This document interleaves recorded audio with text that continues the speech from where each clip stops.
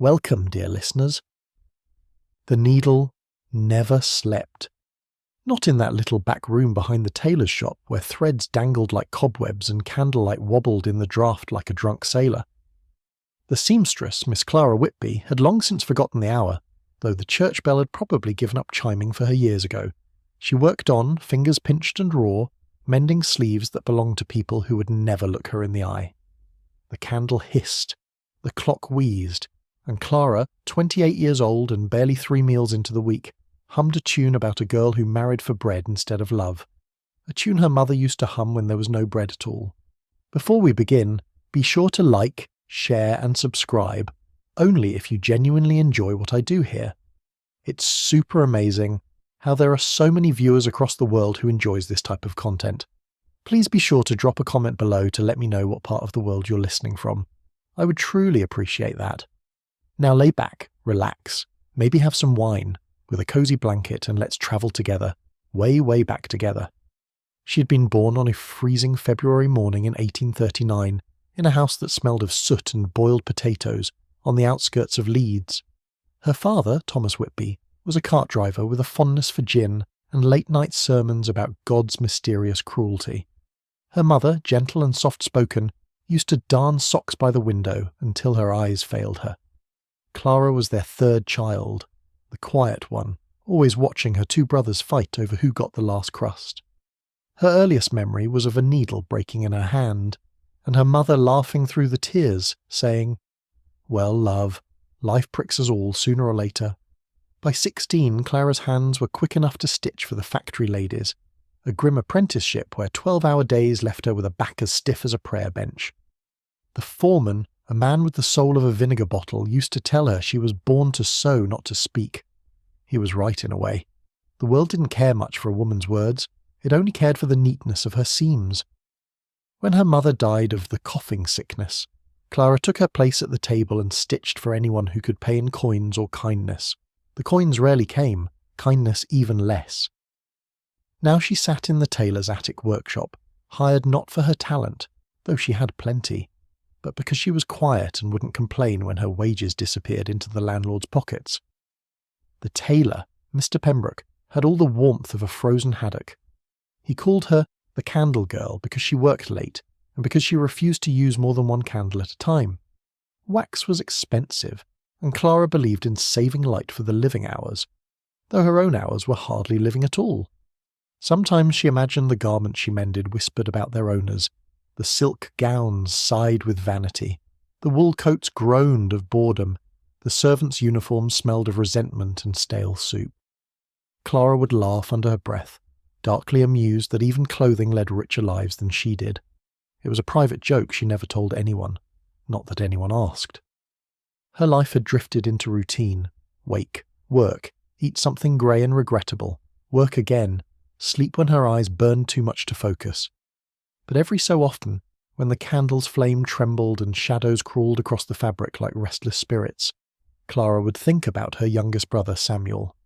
He had gone off to London years ago, writing her one cheerful letter before disappearing entirely. She liked to imagine he'd become an actor or a thief, or both. Either would have been more glamorous than this. The shop below creaked as the night wind pressed against the shutters. Clara pulled her shawl tighter and leaned closer to her work. The dress she was repairing belonged to one of the Pembroke family's clients, a wealthy widow who changed black mourning gowns more often than Clara changed her mind. The hem was torn and smelled faintly of rosewater and something metallic. "Blood or perfume," Clara murmured. "Same difference in this city." She pricked her finger and watched a small bead of red bloom like a secret she wasn't supposed to tell. If there was one mercy in her profession, it was that pain felt almost companionable. Something familiar that stayed when everyone else left. The needle had more loyalty than most men she'd met, and though her back ached and her stomach muttered curses, she felt a strange affection for the quiet misery of her trade. It kept her occupied. It kept her from remembering that she'd once been young enough to dream. By the time the clock downstairs struck midnight, Clara was half asleep at the table, her candle melting into a puddle of wax that resembled a ghostly hand reaching for her thread. She smiled at it, too tired to be frightened. "Don't worry," she whispered. "You're not the first spirit to watch me work." Morning didn't so much arrive as stumble in, grey and clumsy, through the cracked attic window. Clara awoke slumped over her sewing table, her cheek pressed to a pile of fabric that smelled faintly of starch and regret. The candle had burned itself to death sometime in the night, leaving behind a little grave of wax. She stretched her fingers, stiff, swollen, still holding the needle as though she'd been defending herself in her sleep. "Well," she muttered, "I survived another masterpiece of capitalism." Downstairs, Mr. Pembroke was already clattering about his shop, cursing the price of linen and the moral decline of apprentices. Clara knew the routine. He'd shout, "Miss Whitby," in that syrupy tone men used right before they demanded free labour. She brushed her hair back, tied it into a bun with the same ribbon she'd been using for 5 years, and descended the narrow stairwell that smelled of dust and ambition gone sour. Pembroke greeted her with a face like a thundercloud, and a voice full of imaginary authority. "You stitched the widow's hem too short," he said, not looking up from his ledger. Clara glanced at the dress. It hung on the mannequin like a corpse pretending to attend a ball. "Perhaps the widow shrank," Clara said mildly. He didn't laugh. He never did. Men like Pembroke believed humour was for people with souls. She took the dress back upstairs, not because it needed fixing, but because she needed to be away from him. The attic was small, but it was hers, in the same way a coffin belongs to its occupant. Through the warped window pane she could see the smokestacks of leads bleeding soot into the sky. Sometimes when she watched them long enough she thought they looked like candles too, burning the city alive. Her mind wandered as her fingers worked. She thought about her eldest brother Henry, who'd been sent to the workhouse after father's debts caught up to them. She hadn't seen him since. Rumour had it he'd become a chimney sweep, though Clara doubted any man could stay that small for long. Her father, for his part, had died in a tavern brawl, the kind of death that was almost fashionable for men of his temperament.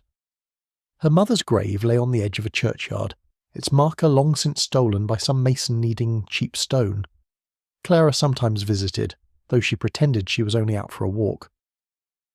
By mid-afternoon, the tailor's shop filled with the usual parade of customers, gentlemen who believed buttons fastened themselves, and ladies who thought poor women were a sort of furniture that breathed. Clara stayed upstairs, invisible but necessary, her stitches holding together the illusions that kept the world polite. Every gown she mended was a secret, some still smelling of last night's perfume, others carrying the faint, acrid trace of arguments no one spoke about. That evening, as the shop quieted, Pembroke called up the stairs, "You'll stay late tonight.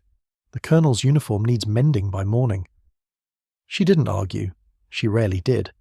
Arguing was for those who could afford to lose and still eat supper. When the door finally locked and Pembroke's footsteps vanished into the street, Clara lit her single candle and set to work. The Colonel's coat was heavy, lined with medals and smelling faintly of pipe smoke and arrogance. She turned it over in her hands, inspecting a tear near the shoulder, as though someone had grabbed him mid-boast. She smirked. Poor dear. The fabric gave up before his pride did.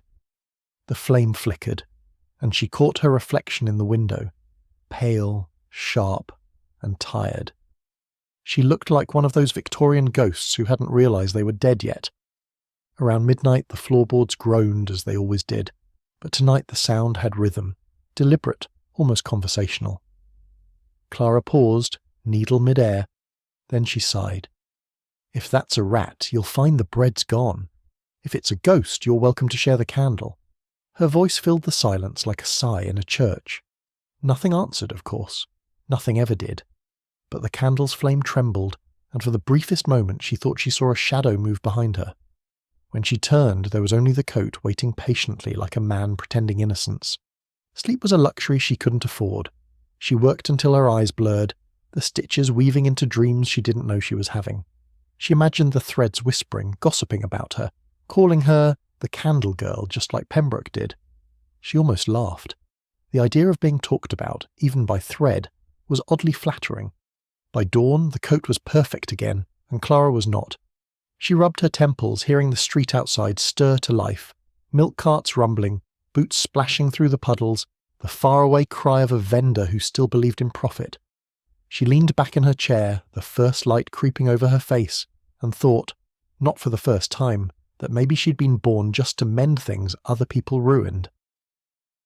The second night arrived with more wind than welcome. Leeds had a habit of howling through every crack in the roof, like the city itself disapproved of sleep. Clara closed the attic window with a grunt and set her candle in its usual place, her single luxury, her one defiant star against the darkness. She'd bought that brass holder from a pawnbroker 3 years ago, trading away her mother's thimble for it. The man had told her it was continental, which she suspected was a fancy word for stolen. Still, the candlelight reflected beautifully in its dented base, casting a halo over her work like a saint's joke. She had barely begun to thread her needle when the floorboards groaned again.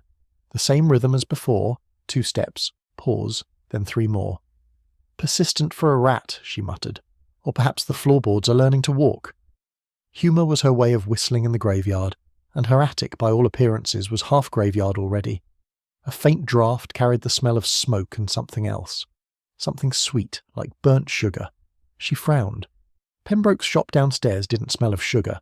It smelled of starch and misery. Clara worked faster, her stitches precise and almost elegant. She had learned to sew before she learned to spell her own name. Her mother used to guide her hands by candlelight too, whispering, "Steady, love." A straight line means a steady heart. Clara's heart hadn't been steady since the cholera took her mother. She'd been 14 then, and the house had gone silent except for the sound of the cart that came for the body. She remembered the way her father didn't look back. She remembered thinking, well, that's one less mouth to feed. And then she had hated herself for it. A knock startled her, one sharp rap against the attic door. She froze. No one ever came up here. Pembroke considered it a private workroom, which was polite code for cheap lodging I don't want to admit exists. The knock came again, softer this time. Clara's voice, when it came, was barely a whisper. "Who's there?" Silence, then a laugh. Faint, female, not cruel but tired, echoing from somewhere behind the door. Clara stood, candle in hand, and opened it slowly. Nothing. Only the dark stairwell yawning downward. The candlelight trembled on the walls. "Very funny," she said aloud, though she wasn't sure if she meant it. When she turned back to her table, she noticed the Colonel's coat was no longer folded neatly where she'd left it. It was hanging from the back of her chair, sleeve outstretched as if inviting her to dance. She blinked. "You must be terribly lonely," she said to the empty garment. "Don't worry, you're in good company." Then she laughed, too loudly, too long, until the echo sounded less like mirth and more like surrender. Her life had been a series of bargains with loneliness. At 17, she had worked for a dressmaker who made gowns for the mayor's wife, grand things dripping with lace and hypocrisy. She had once been asked to stay late and sew the inner lining of a ball gown while the party danced overhead. She remembered hearing the music, the laughter, the thud of boots above her head, and thinking she might be happier as a thread. At least thread belonged somewhere. The candle burned lower. Wax pooled like a clock melting. Clara's eyes stung, and for the briefest moment she thought she saw movement in the brass reflection. A woman's face, not hers, watching intently. The expression wasn't menacing, it was pitying. "Mother," she whispered, leaning closer. But when she looked again, the reflection was only her own. Pale, lined, and far older than 28 deserved. She chuckled softly. "Oh, splendid. I'm haunting myself now." She blew out the candle to save the last inch of wax, and for a moment the darkness felt almost comforting. Then came the whisper, not from outside, but from the thread itself. A faint rustle, like fabric gossiping under its breath. She could almost make out words, though they slurred together like a lullaby sung through a dream. Sew what was taken, mend what was torn. Clara rubbed her temples. "Wonderful," she muttered. "The thread's gone philosophical." But she didn't sleep. She never did after hearing things that weren't there. Instead, she sat by the window, watching the moon peer shyly through the soot, and wondered what kind of woman she might have been had life given her silk instead of scraps. When the dawn finally came, pale and unsure, Clara was still awake, her needle motionless in her hand. The candle's last waxy breath had hardened on the table. Below, Pembroke's voice barked through the floorboards, demanding his candle girl come down. Clara rose slowly, feeling something inside her, small, quiet and stubborn, begin to unravel. By the third night, Clara had begun to talk to herself more openly. It was either that or start answering the furniture. She found conversation with herself to be at least honest, which was more than she could say for anyone downstairs. She sat hunched at the table, the candle trembling like it wanted to escape. "You'd leave too, wouldn't you?" she told the flame. "Smart thing. I would, if I had any wax left in me." The air in the attic was stale from too many nights of burnt tallow and too few open windows. Her fingers smelled faintly of iron and cloth dust, the scent of poverty, she thought wryly, bottled and sold as working woman number 5. The coat she'd finished for the Colonel had been fetched that morning by Pembroke's assistant, a boy whose voice hadn't yet caught up to his lies. Pembroke had, of course, taken full credit for her work. He'd told the Colonel that his best stitcher had handled it personally, which was true only if personally meant unpaid. The tailor himself had made an appearance in the attic that afternoon, tapping his cane on the floorboards and surveying her space like a landlord inspecting rot. "You're a good worker, Miss Whitby," he'd said, which she knew was code for cheap and too tired to argue. He'd promised her a raise, once business improved, which meant never, in all likelihood. She had nodded politely, because politeness was cheaper than rebellion. Now, with the shop silent and the world shrunk to the pool of candlelight before her, Clara worked on a new dress. Pale blue muslin, for one of those rich girls who considered embroidery a spiritual experience. The fabric was delicate, almost translucent, and it made her think of the sea, something she'd never seen but often imagined. When she was younger, her brother Samuel had told her the sea was just a sky turned upside down. "So if you drown," he'd said, "you're really flying, just the wrong way." Clara hadn't laughed then. She did now, softly, years too late. Her stitches were perfect, but her mind wasn't. Thoughts came loose like frayed threads. She wondered sometimes if she existed only between seams, if, when she stopped sewing, she might simply come undone. It wasn't fear that made her uneasy, but the suspicion that no one would notice if she did. Pembroke would find someone else, someone hungrier. The city had an endless supply of women like her, quiet, quick, and easily replaced. She paused to stretch her back, the candlelight tracing the sharp angles of her face. 28, though she looked older. Born February 14th, 1839, a date that amused her since love had never visited. She'd once been courted by a butcher's apprentice named Alfred, who said she had hands made for comfort. She hadn't realised he meant his comfort. When he proposed, it was only after his mother reminded him that seamstresses were industrious stock. Clara declined. She didn't want to marry a man who thought of her as livestock. The room tilted slightly, or maybe it was her eyes. She hadn't eaten since midday, just tea that tasted faintly of the candle wick she'd accidentally used to stir it. The hunger gave her a sharpness, though, a kind of clarity that bordered on hallucination. The fabric seemed to breathe beneath her fingers. She could feel the pull of every stitch, the tug of invisible expectation. "Hold still," she murmured, as if to a restless patient. "You'll look beautiful when you're finished," which is more than most of us can say.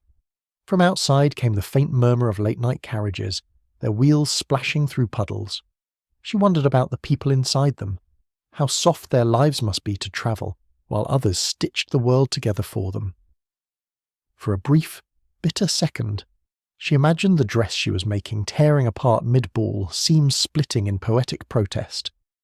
"A pity," she said aloud, "that muslin has no sense of vengeance." The candle guttered low. She pinched the wick, saving what she could for the morning. The attic sank into a dim amber glow, warm and lonely. Clara rubbed her temples and stared at her hands. They were strong, calloused, marked by years of invisible service. The same hands that had fed her brothers, washed her father's shirts, buried her mother, and still somehow managed to sew beauty for people who'd never notice her existence. She thought about Samuel again, wherever he was. She imagined him laughing in some London tavern, maybe telling stories about his sister who could sew through stone. The thought made her smile. The truth, of course, was less cheerful. He'd likely ended up in some alley, lungs full of smoke and promises. Still, imagining him alive cost nothing, and Clara could afford very little else. The clock downstairs struck 1. She didn't flinch. Time had stopped meaning anything beyond too late or too early. She tied off her final thread, trimmed it neatly, and held the dress up to the candlelight. Perfect. Smooth. Flawless. She brushed her thumb over the fabric and whispered, "You'll have a better life than I ever did." Then she folded it carefully, blew out the candle, and let the darkness settle. Heavy. Familiar. Almost kind. The morning came in pieces. First the cough, hers, followed by the groan of the floorboards beneath her chair, and then, finally, the sound of Pembroke's heavy footsteps downstairs, like a funeral march for enthusiasm. Clara blinked into the half-light. Her neck hurt, her back ached, and she had a perfect imprint of a button on her cheek. She'd fallen asleep against the folded muslin dress, and it had pressed its approval into her skin.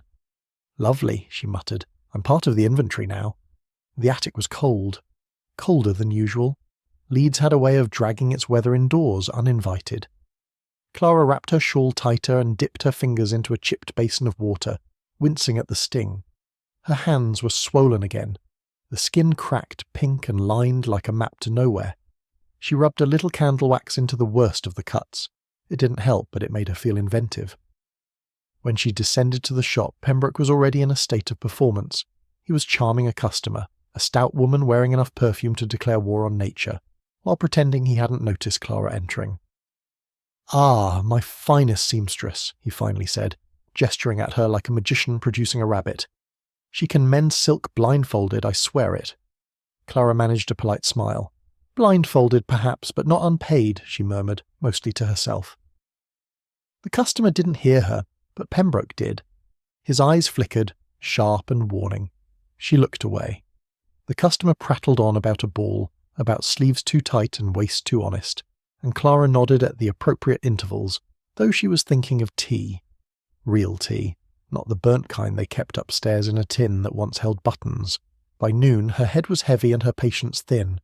She returned to her attic and ate a meal that would have embarrassed a sparrow, half a crust, a sliver of cheese, and the last sip of yesterday's tea, now tasting faintly of resignation. As she chewed, she counted stitches in her mind, a habit she'd developed when food was scarce. Numbers were more filling than hope. That afternoon, a young girl arrived with a ripped petticoat sent by her mistress. She couldn't have been more than 12, freckles like spilled pepper across her nose. She handed Clara the garment and a single coin, saying, "Miss says you're fast." Clara smiled at that. "Fast isn't the same as happy, dear." The girl blinked, unsure if it was meant as advice. Clara winked to soften it, then set to work. The petticoat was simple, white cotton, though the tear told a small story. A snag from dancing, perhaps, or running where she wasn't supposed to.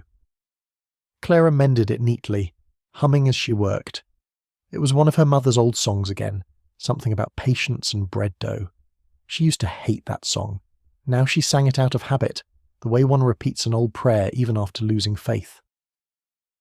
When the girl came back, she handed over the mended garment and said, "Miss says you're to come tomorrow to the house. They want a fitting done proper." Clara blinked. She hadn't been in a client's home in years. "Tell your miss a charge by the hour," she said automatically. The girl frowned. "She said you charge whatever Mr. Pembroke says." That earned a laugh from Clara, low and bitter. Then it's free labour wrapped in courtesy. Splendid.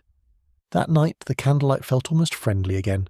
Clara sat at her table with the faint warmth of anticipation. Not joy exactly, but the thrill of something different. She brushed off her one decent dress, brown with tiny flowers so faded they might have been dust. She even unbraided her hair and tried to tame it with a ribbon. "There," she said to her reflection in the cracked mirror. "Almost human." The hours dragged, as they always did, but her mind was elsewhere, wondering what sort of people lived in that house, what kind of floorboards they had, whether the curtains were heavy enough to keep out the cold. She told herself she didn't care, yet found herself rehearsing polite words under her breath. "Yes, madam. Of course, madam. Lovely stitch, madam," she laughed. "If I keep this up, I'll start curtsying to the candle." She worked a while longer, mending a sleeve that didn't need mending, just to keep her hands busy. The thread shimmered faintly in the flame's glow, thin and precise, like the line between dignity and survival. "You know," she said softly, "if I'd been born a man, I'd be complaining about my supper right now, not to my supper." The bread crust sat beside her needle tin, unamused. When the clock struck midnight, she set everything aside and blew out the candle. The dark pressed in gently, not cruel, not kind, just familiar. She leaned her head against the table, eyes half closed, listening to the quiet. The city outside snored in chimneys and creaked in shutters. Somewhere, a carriage rattled home, the people inside probably drunk on the comfort of being seen. Clara smiled in the dark. "Tomorrow," she whispered. "Maybe tomorrow. I'll see how the other half stitches." The following morning arrived with the kind of reluctant sunlight that made even hope look half-hearted. Clara washed as best she could from a jug of cold water, tied her hair back, and brushed off the lint that had formed a second home on her skirt. She looked at her reflection in the small square of warped mirror, her face pale, eyes too large for the rest of her, mouth set in that faintly amused expression she wore like armour. "There," she said dryly, "good enough to look invisible among the wealthy." Pembroke was downstairs, fussing over a client's waistcoat when she informed him of the fitting. "Ah, yes," he said, puffing himself up like a crow that had found a button. "The Fairchild residence. Be sure to behave yourself, Miss Whitby. They're high-class people, not used to our sort." Clara resisted the urge to tell him that their sort was the only reason his sort had buttons at all. Instead, she nodded, slipped her sewing kit into a small canvas bag, and left before he could offer another morsel of unwanted wisdom. The streets were slick with last night's rain, cobblestones shining like forgotten coins. She walked briskly, past the butcher's with its red windows, past the grocer's where cabbages stared accusingly from crates. Leeds at this hour was a patchwork of smells: coal smoke, horse dung, wet wool, and frying fat. Clara loved and despised it in equal measure. She thought of her mother's voice saying, "We take the world as it comes, love, but we don't have to curtsy to it." The Fairchild house loomed on a hill, pale stone, wide steps, the kind of windows that reflected more sky than truth. A maid answered the door, a girl perhaps a few years younger than Clara, but dressed like someone expecting a photograph. Her eyes flicked up and down Clara's attire, then softened when she realised they were probably cousins in class, if not in name. "You're the seamstress?" she asked quietly. "The one from Pembroke's?" Clara nodded. "The one and only disappointment he can't afford to lose." The maid stifled a smile, motioning her inside. The hallway smelled of polished wood and lemon oil, and every surface seemed determined to remind her of her own reflection. She was shown to a sitting room that could have paid her rent for a year. There, perched on a divan, upholstered in something suspiciously expensive, sat Mrs. Fairchild, a woman whose lace collar looked tighter than her smile. "Ah," the lady said, as though she'd ordered a cup of tea and it had just arrived. "You're the seamstress." "So I've been told, madam," Clara replied, curtsying just enough to be mistaken for sincere. Mrs. Fairchild gestured to a gown laid across a fainting couch. Lavender silk, delicate as a sigh, but the hem had been shredded as though someone had danced too wildly or tried to run away. "My daughter's dress," she said, each word wrapped in frost. "She's terribly rough with things. You'll fix it, I presume?" Clara approached the fabric like it was an old friend in distress. "Of course."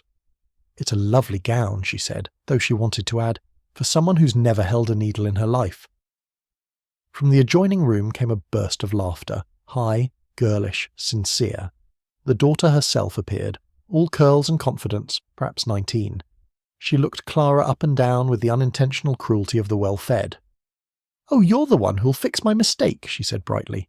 "I tore it trying to sneak out after the ball. I wanted to see the fireworks from the garden."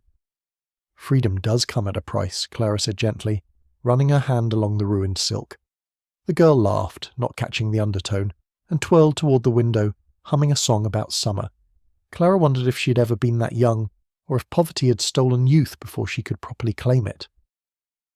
She set to work immediately, her hands steady, her thoughts wandering. The mother watched from her chair, pretending to read, while occasionally remarking, "You have such quick fingers. You must enjoy your craft." Clara smiled faintly. "Oh, endlessly, madam. It's like surgery for the soul, though the patient never thanks you." Mrs. Fairchild didn't know what to do with that, so she said nothing. The clock ticked. The girl sang in the next room and the silk whispered between Clara's fingers. It was delicate work, the kind that required patience and the suppression of envy. She had always been good at both, An hour passed. The hem was whole again, and Clara sat back to admire her work. "Done," she said softly, "and it'll last another dance or two, provided no one attempts an escape." Mrs. Fairchild inspected the seam with the seriousness of a judge weighing a confession. "Acceptable," she said finally. "Pembroke does hire good people." Clara bit back a retort. "Pembroke hires desperate people, madam. The good ones die or marry plumbers." Instead, she thanked her politely and gathered her things. As she left, the young daughter called after her, "You're very clever." "I couldn't do what you do." Clara paused at the door. "You could," she said, "but then someone else would have to be you." The girl frowned, uncertain whether that was a compliment or a warning. Clara didn't clarify. She stepped out into the damp afternoon air, the scent of coal smoke rising like a familiar welcome. She felt the weight of the house lift from her shoulders as soon as she reached the street. Back in the shop, Pembroke asked no questions. He merely said, "They were satisfied, I assume?" "As much as rich people ever are," she replied. That night she sat by her candle again, sewing a tear in her own shawl. The room smelled of wax and fatigue, and her hands shook slightly from hunger. But there was a small, wicked smile on her face, the kind of smile that comes from knowing too much and being too poor to care. "Well, mother," she murmured to the air, "I've seen how the other half stitches. Turns out they don't. They just pay someone else to do the bleeding for them." She laughed softly and the candlelight danced with her, two tired flames refusing to go out just yet. The next night found Clara unusually alert. Something had shifted in her. Not much, but enough to feel like a wrinkle in the fabric of her resignation. Maybe it was the air of the Fairchild house still clinging to her, that scent of lemon oil in excess. Or maybe it was the way the young daughter's laughter had reminded her that joy wasn't a crime, just a luxury. Whatever it was, her fingers worked faster than usual, her stitches tighter, her thoughts sharper. She sat in her attic with the candle burning low, the thread gliding in and out of fabric with the rhythm of a heartbeat. "We mend what they break," she muttered, "and call it progress." Each garment on her table was a confession from someone richer than her, and she treated them all with the same steady indifference. But tonight, she allowed herself one small rebellion. On the inside of the blue muslin dress, hidden where no eye would ever see, she stitched a single tiny word in dark thread. Enough. It wasn't artistry. It was survival graffiti. No one would find it unless the dress was torn apart again, and by then she hoped it would carry a bit of her quiet anger with it, a small seed of honesty tucked under the layers of silk and deceit. She smiled to herself, the expression half mischief, half fatigue. "There," she whispered, "a secret signature for the overworked." The candle hissed in agreement. Below her the city muttered in sleep. The clop of late horses echoed faintly, the sound of boots on cobblestone blending with far-away laughter.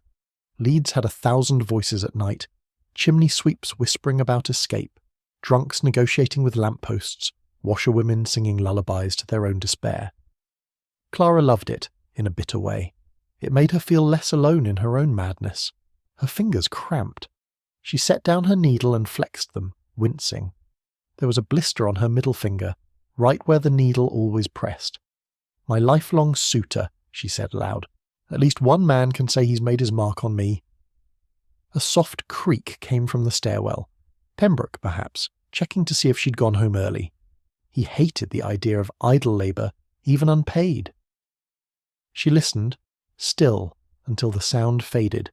Then she reached into her sewing tin and pulled out something she rarely touched, a small scrap of lace, yellowed and frayed. It had once belonged to her mother's sleeve, the one she wore on Sundays. Clara had carried it from house to house, job to job, never able to part with it. She ran her fingers over the delicate loops, remembering the warmth of hands that had long since gone cold. "Mother used to say a woman's worth was in her work," she murmured. "Funny how they never say that to men." She laughed under her breath, a short, cracked sound that didn't quite make it to humour. She began a new hem, slower this time, deliberate. She thought about her brothers. Henry, lost to the workhouse, had once written her a letter, just one. She still had it, folded inside a box under her cot. It was short and clumsy, ink smudged. "Clara, I am fine. They give us soup. You'd laugh at how bad it is." That was it. No signature, no goodbye. She'd read it 100 times, knowing fine meant anything but. Her mind drifted as she worked. Sometimes she wondered what her life might have been if she'd been born rich, if she'd been the one twirling in silk instead of sewing it. Then she always stopped herself. Rich girls don't last, she'd tell herself. They bruise too easy. We're made of tougher thread. By midnight, the attic smelled of melted wax and ambition's ashes. The candle had burned low enough to make the shadows bold. Clara tied off her final stitch and leaned back, letting her eyes blur. The dress looked perfect, pristine. A lie she'd told with her hands. She loved and hated it for that. She rose and stretched, her spine popping like an old staircase. Her body had learned to ache in sections, knees on Mondays, shoulders on Tuesdays, pride on weekends. She walked to the window and pushed it open just enough to let the cold in. The air bit at her cheeks. Below, the city glowed faintly under gaslight, the river glimmering like tarnished silver. She rested her chin on her hand and whispered, "You're all stitched up, Leeds," and still coming apart. When she finally turned back to the candle, she noticed how small the flame had become. Thin, trembling, stubborn. It looked almost human, and she found herself admiring its persistence. "You and me both," she said softly. "We burn until we're nothing and call it a living." Then she pinched it out with steady fingers and sat in the dark, her eyes open, her thoughts still sewing. The following morning greeted Clara with that familiar kind of grey that seemed to hum boredom through the window. Leeds had been designed, she thought, by someone allergic to sunlight. She rose stiffly from her cot, brushed a few loose threads from her skirt and tied her shawl over her shoulders. The attic was colder than usual, and the candle stub on her table looked like a spent soldier. "You did well," she told it, "better than most of us manage."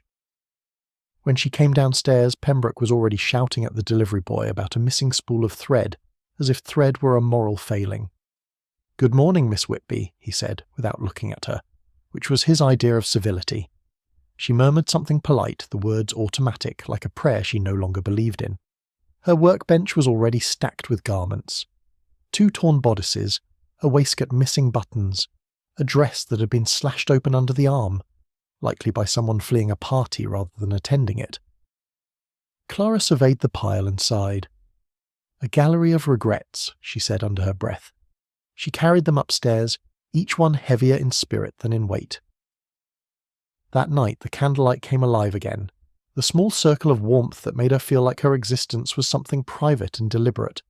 She began her stitching, one hem after another, neat and perfect as ever. But her small rebellion, her secret word, continued. On a sleeve lining, hunger.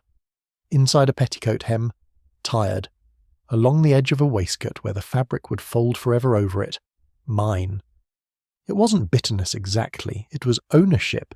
Each word was a small declaration that she existed, not just as Pembroke's seamstress, or some anonymous pair of hands behind a curtain, but as Clara Whitby, born on a freezing February morning, still here, still breathing.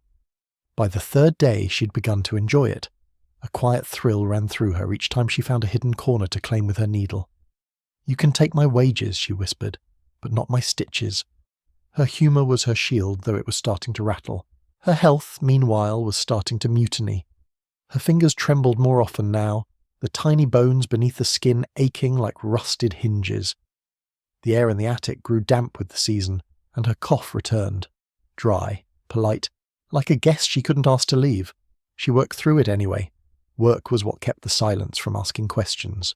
On Thursday, Mrs. Fairchild's maid returned with another bundle. "Miss Whitby," she said shyly. "The mistress said to thank you. She said the dress looked brand new." Clara smiled faintly. "I suppose the trick to keeping things new is to never wear them twice." The maid hesitated. She also said, "They might hire you directly." For the season. Clara looked up from her thread. Needle caught mid-air. "Directly," she repeated. It was a rare word in her world. Dangerous, tempting, full of possibility. "And what would I be paid?" The girl shrugged. "Didn't say. Just that you'd be working from the house. Good conditions," she said. Clara laughed softly, a sound that carried more disbelief than joy. "Good conditions," she repeated. "That's what they say about prize horses." Still, the thought lingered. A room with heat, food that wasn't imaginary, curtains that didn't shiver when the wind blew, That night she sat longer than usual at her candle, her hands idle for once. She turned her thimble in her fingers, the metal cool against her skin. A new position, she said aloud, a change of scenery. Then she smiled, wry and tired. Still sewing other people's lives together, of course, just with better wallpaper. The candle burned low, throwing tall, slow shadows across the attic walls. She thought of her mother again, of how she'd once said, "We do what's needed, love. Dignity's just another name for stubbornness." Clara wasn't sure which she had more of. She did sleep that night eventually. Dreamless, deep, the kind of sleep that feels borrowed. When she woke, her first thought wasn't of work. It was of the small stitched words she had left behind in garments scattered across Leeds. They'd be walking around town now, hidden and alive in their own way. Hunger, she whispered, picturing it stitched into a rich woman's sleeve. Tired, tucked into a waistcoat on some gentleman who'd never known either feeling. She almost laughed. "Well," she said to the morning air, "at least my work's out in society." She rose, dressed, and began another day of the same eternal rhythm. But somewhere between her thread and her thoughts, Clara Whitby had begun to feel something dangerous, something she hadn't allowed herself in years. She was beginning to imagine after. By the time a week had passed, the idea had settled in her mind like a stubborn guest. The Fairchild offer. It sat beside her at breakfast, followed her down the stairs, hovered behind her needle. It wasn't a promise, not exactly, just the whisper of one. Enough to make her look at her life with new irritation. The attic suddenly felt smaller, the walls closer, the candles' smoke thicker. Even the thread seemed to mock her. You could be sewing silk instead of rags. On Monday morning she worked slower than usual just to see if Pembroke would notice. He didn't. He was too busy berating the apprentice for breathing too loudly. "You're wasting daylight, Miss Whitby," he barked at one point without glancing up. "And you're wasting oxygen, Mr. Pembroke," she muttered, but softly enough that it counted as a prayer rather than defiance. By evening she'd decided she would at least ask about the position. She had nothing to lose, except perhaps her dignity, but that had already been pawned for rent years ago. The maid came again that day with another delivery, and Clara caught her before she left. "Tell your mistress," she said evenly, "that I'm willing to discuss her offer. I'll come tomorrow, if she'll have me." The girl nodded wide-eyed, as though Clara had just volunteered for sainthood. "She'll be glad to hear it," she said. "She liked your work very much." Clara smiled faintly. "Everyone likes my work, dear. They just prefer it done by someone else." That night she stayed up later than usual, packing and unpacking her small bundle of belongings, her thimble, her mother's scrap of lace, her brother's old letter, and her best needle, the one that had outlived every other possession she'd had. She debated bringing the candle holder too, the brass one she'd traded her mother's thimble for, but decided against it. Too sentimental. "And sentiment," she said aloud, "is a poor travelling companion." The candle flickered, catching her face in half-light.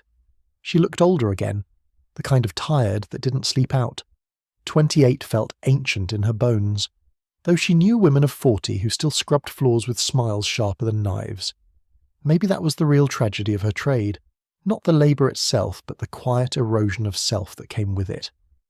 She sat for a while, sewing nothing, just holding the needle between her fingers like a quill. If she'd been born a man, perhaps she'd be writing letters instead of hemming them shut. "Imagine that," she said softly. "Clara Whitby, author of absolutely nothing."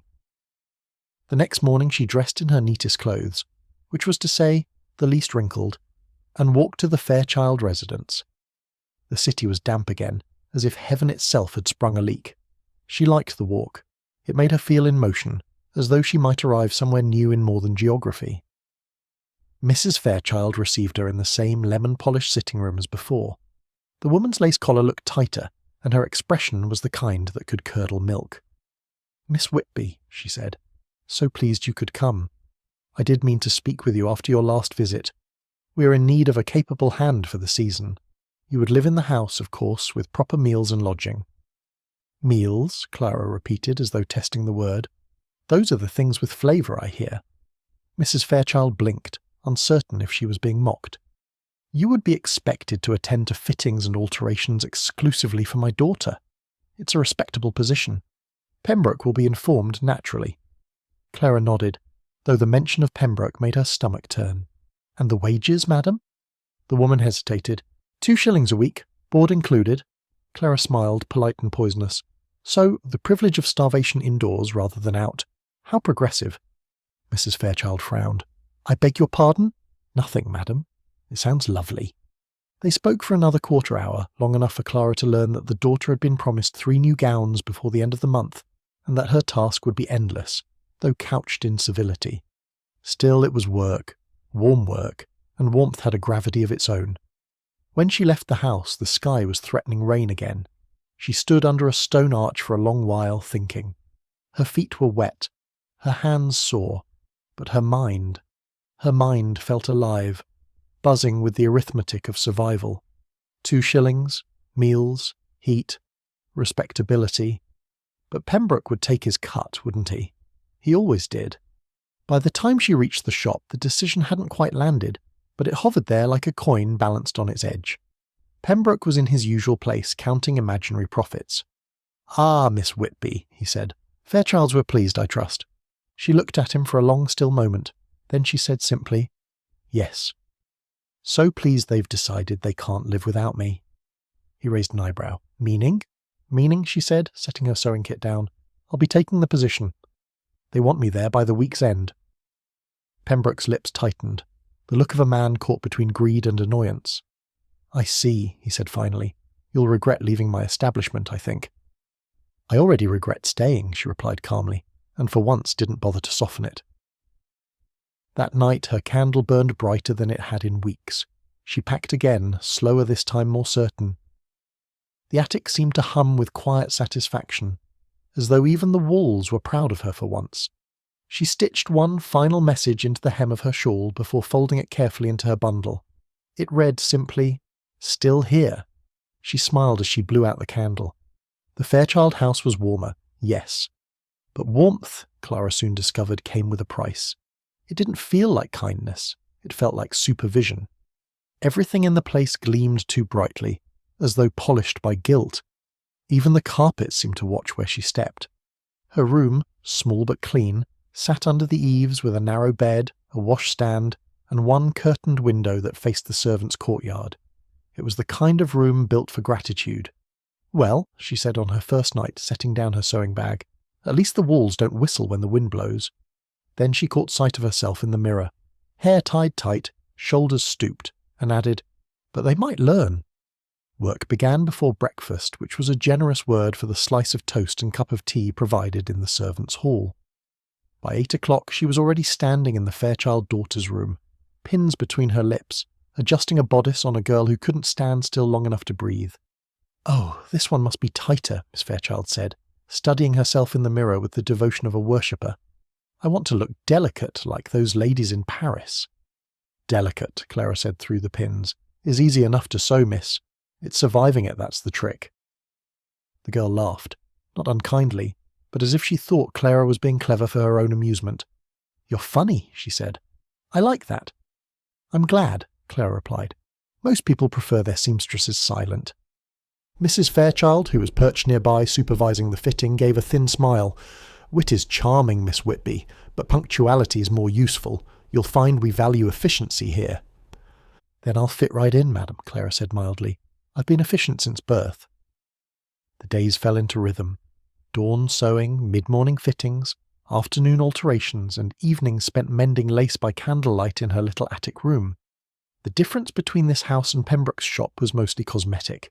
Both demanded the same labour, but one did it with better wallpaper. She sometimes caught herself wondering if she'd actually escaped anything at all, or simply changed the colour of her cage. Still, the food was better. That counted for something. On her second night she ate stew thick enough to chew and felt almost human again. I'll die of fullness, she whispered to herself. How scandalous. The other servants watched her with polite curiosity. They called her the sewing lady, as though she were a visiting dignitary, rather than another cog in the household machine. The housekeeper, Mrs. Dawes, was brisk but fair. She made sure Clara had thread, fabric, and strict instructions about keeping to her place. You'll find the family keeps late hours, Mrs. Dawes said one night, her tone suggesting disapproval carefully disguised as information. It's best not to be seen unless called for, Clara smiled. I've spent years being unseen, ma'am. I'm well trained. Still, she couldn't help noticing the differences. The way the servants spoke softly even when alone, the way laughter seemed to die halfway up the stairs. The Fairchilds were not cruel, just comfortably indifferent, which Clara sometimes thought was worse. Indifference took no effort and offered no apology. One evening, as she hemmed a ball gown in the family parlour, a privilege Mrs. Fairchild called trust, and Clara called surveillance, the daughter leaned close and asked, "Do you ever wish you could go to one of these parties, Miss Whitby?" Clara didn't look up from her stitching. "Oh no, miss. I already attend, through the hems, the linings, the whispers. The only difference is that I'm sober and useful." The girl laughed, her bracelets jingling. "You're dreadful," she said affectionately. "If I could sew like you, I'd make all my own clothes." Clara finally looked up, one eyebrow raised. "And rob half the city of its gossip? Let's not start any revolutions." Later that night, back in her small attic room, Clara lit her candle and stared at her work-worn hands. They looked different here. The same scars and calluses, but gilded faintly by reflected light from polished furniture. She wondered if better surroundings made poverty prettier, or just quieter. The candle flickered, and she took up her needle again. On the inside of a newly pressed gown, where no one would ever see, she stitched another word, just one. Watching. It wasn't a protest, not exactly. It was a reminder that even among lace and luxury she hadn't gone blind to the rules that stitched this world together. When she blew out the candle, she whispered, "Still here, still sewing, still awake." A week passed before Clara realised that comfort could be just another kind of poverty. Not the kind that starved the belly. This one starved the soul. Everything in the Fairchild home was designed to reassure itself.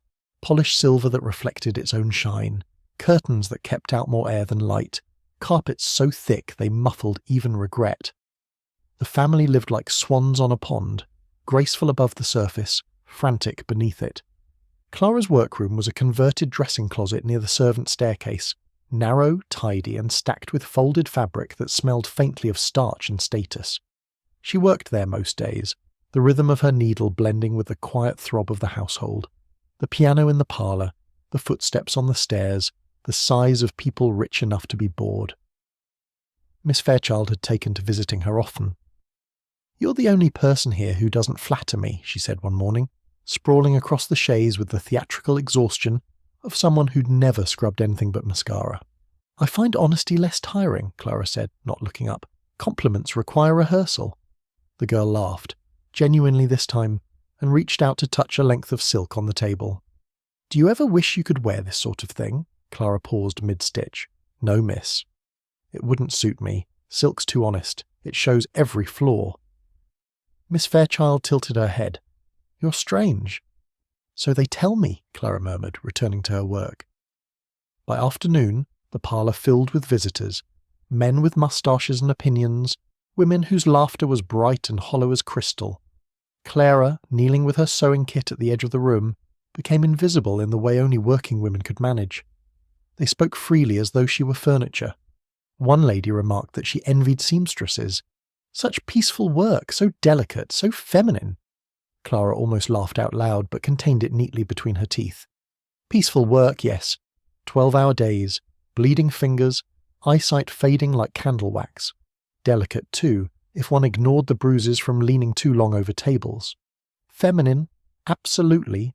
No man would survive it. Mrs. Fairchild called her forward then, to adjust a hem while the ladies gossiped. Clara knelt, the silk heavy and perfumed, her face close to the floor as laughter rippled above her.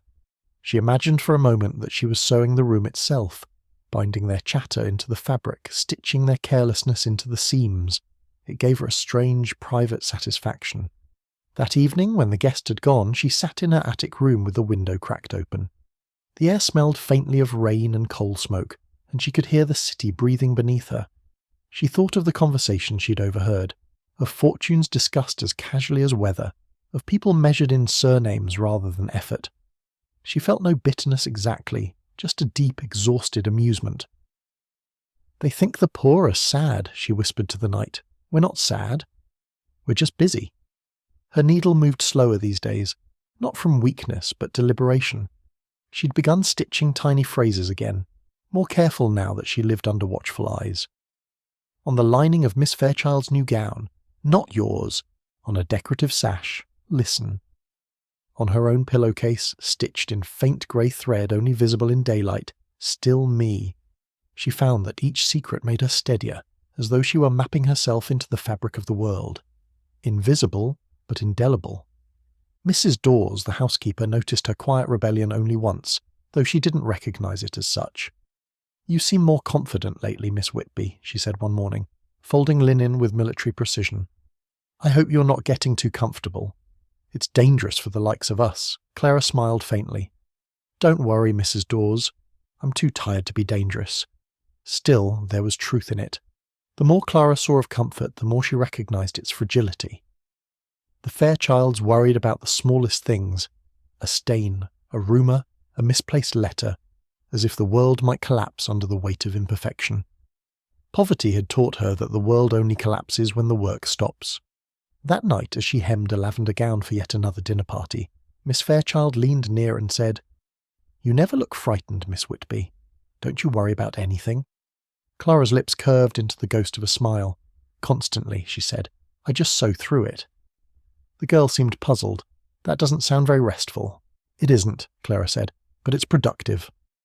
When the candle finally guttered to its end, she sat for a while in the faint smoke, listening to the house settle, pipes sighing, wood creaking, someone snoring faintly 2 rooms over.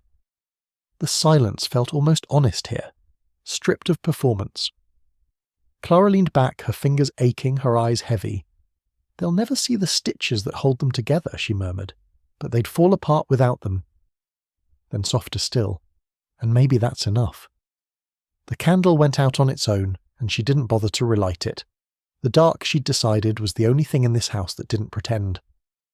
By the end of her first month in the Fairchild house, Clara had learned 2 valuable lessons. The first, that the rich disliked silence only when it wasn't about them. The second, that a woman who listened more than she spoke could collect power in tiny invisible threads. She was not bold, not yet, but she had grown steady in her defiance. Her needle had become her tongue, her stitches her sentences. She could say what she pleased now, provided she said it under a hem. The household ran on the frictionless machinery of habit. Mrs. Fairchild gave orders that echoed down the stairs like prayers no one believed in.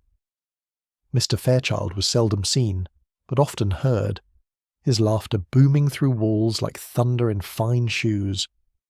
The daughter, ever restless, floated between charm and complaint with the ease of someone whose comfort had never been tested. Clara worked among them like a ghost of practicality, always present, rarely noticed. But small changes began to bloom. Miss Fairchild, once vain to the point of blindness, started to ask questions. "Do you think this colour suits me, or do I only imagine it does?" she asked one morning. Clara glanced up from her thread. "Depends, miss. Are you dressing to be seen, or to exist?" The girl laughed. "What's the difference?" "Visibility mostly," Clara said. "Existing tends to cost more." It was meant as humour, but the girl grew thoughtful. Clara saw it, the faint flicker of curiosity that wealth often starved out of people. She didn't mean to teach the girl anything, but the words lingered all the same. Mrs. Dawes noticed it too. "You've got the young miss thinking too much," she told Clara one evening, folding napkins into perfect submission. "Careful with that. The Fairchild women don't like mirrors unless they're flattering." Clara smiled faintly. "I don't hold up mirrors, Mrs. Dawes. I just polish what's already there." By the second week she'd become indispensable, not just for her skill, but for her composure. The family had come to rely on her steadiness, that rare, quiet confidence born from necessity. When other servants flustered or fawned, Clara simply continued her work, unbothered by hierarchy. That alone made her fascinating to those who'd never had to earn a living. Mr. Fairchild himself noticed her once, and only once. He passed through the parlour where she was mending gloves and said, "Ah, the industrious one. My wife says you're a marvel." Clara, without looking up, replied, "It's easy to seem marvellous when no one watches long enough to see the bleeding." He blinked, unsure whether to be amused or offended, and moved on without another word. That was fine by her. She preferred the honest silence of confusion to the noise of condescension. Evenings became her sanctuary. After the lamps were turned low and the halls quieted, she'd sit in her narrow room, candle flickering, fingers sore but restless. She'd begun keeping a scrap basket, bits of silk, lace and thread trimmed from the dresses of Leeds' wealthiest women.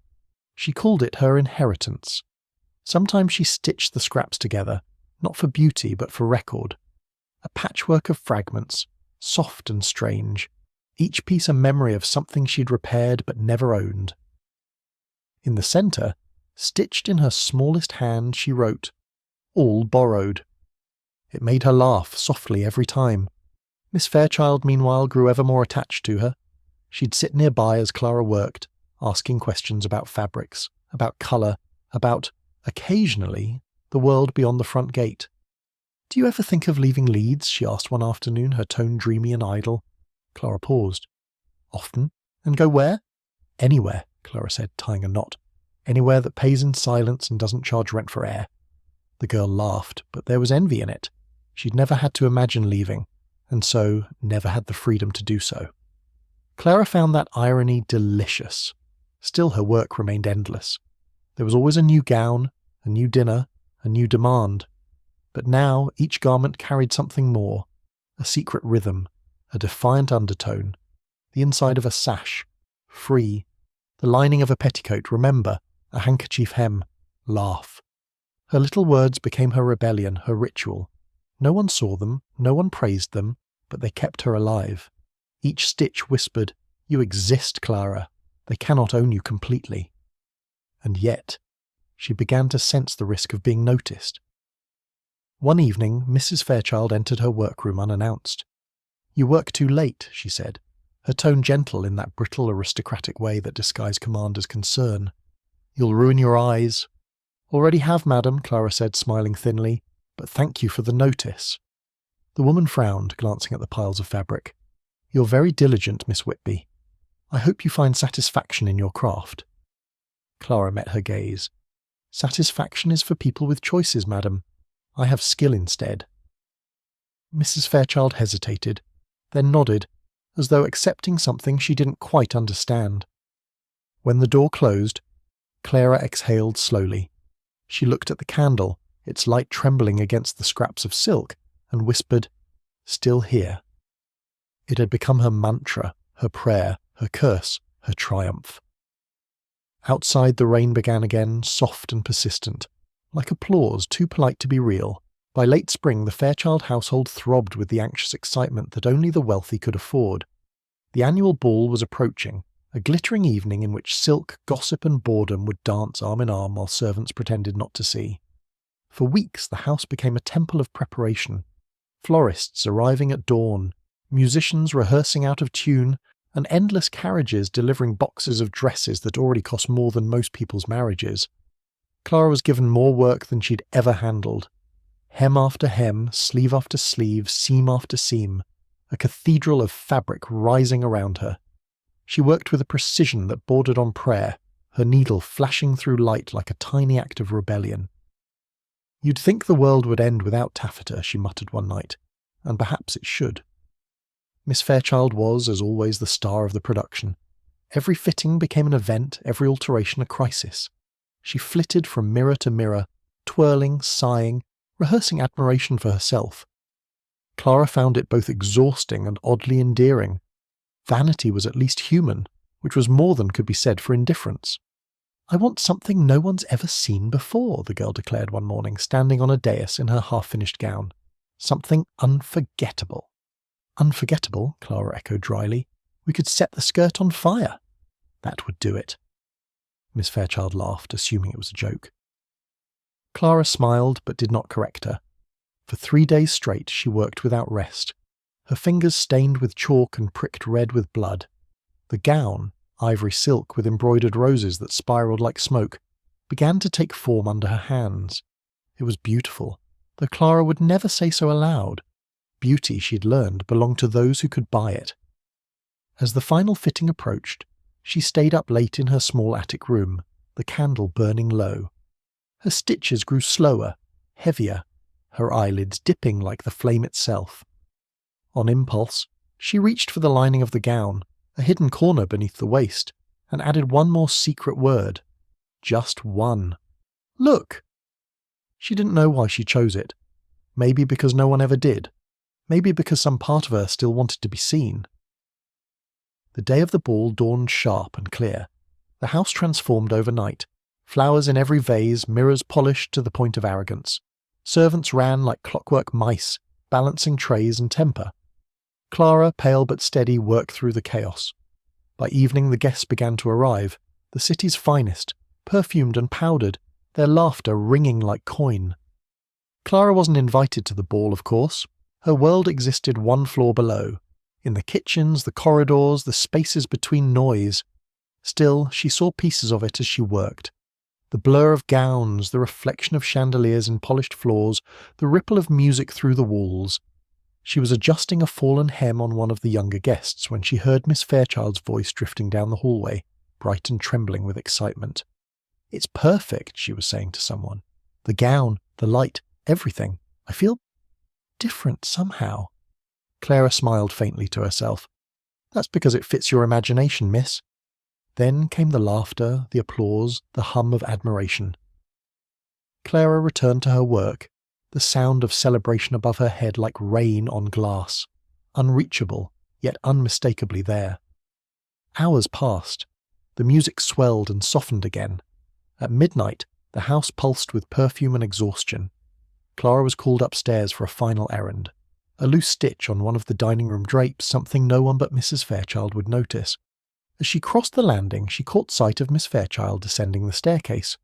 The girl was radiant, the kind of beauty that only youth and candlelight can manufacture. Her gown shimmered with motion, every rose catching the light like a small perfect lie. Clara watched from the shadows, and then, faint but certain, she saw it. The lining had come loose, just a little, revealing her hidden stitch. The word glimmered for a moment, just long enough for the girl to see it too. She stopped, frowning. "Look," she murmured, brushing the silk as if it might explain itself. Clara's heart stilled. The girl's mother called from across the hall, distracted by guests. Miss Fairchild hesitated, then smiled, quietly, as though she'd been let in on a joke no one else knew. She didn't mention it.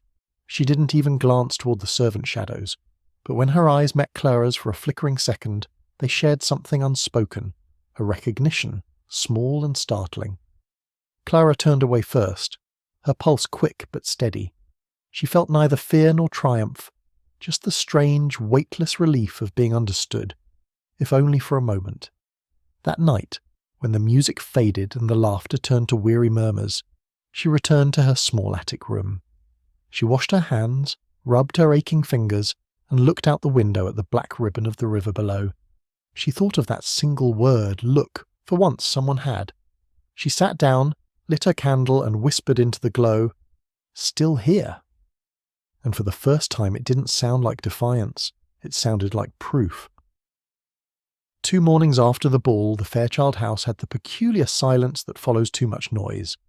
The flowers were wilting in their vases, the servants moved slower, and Mrs. Fairchild's voice had dropped from command to complaint.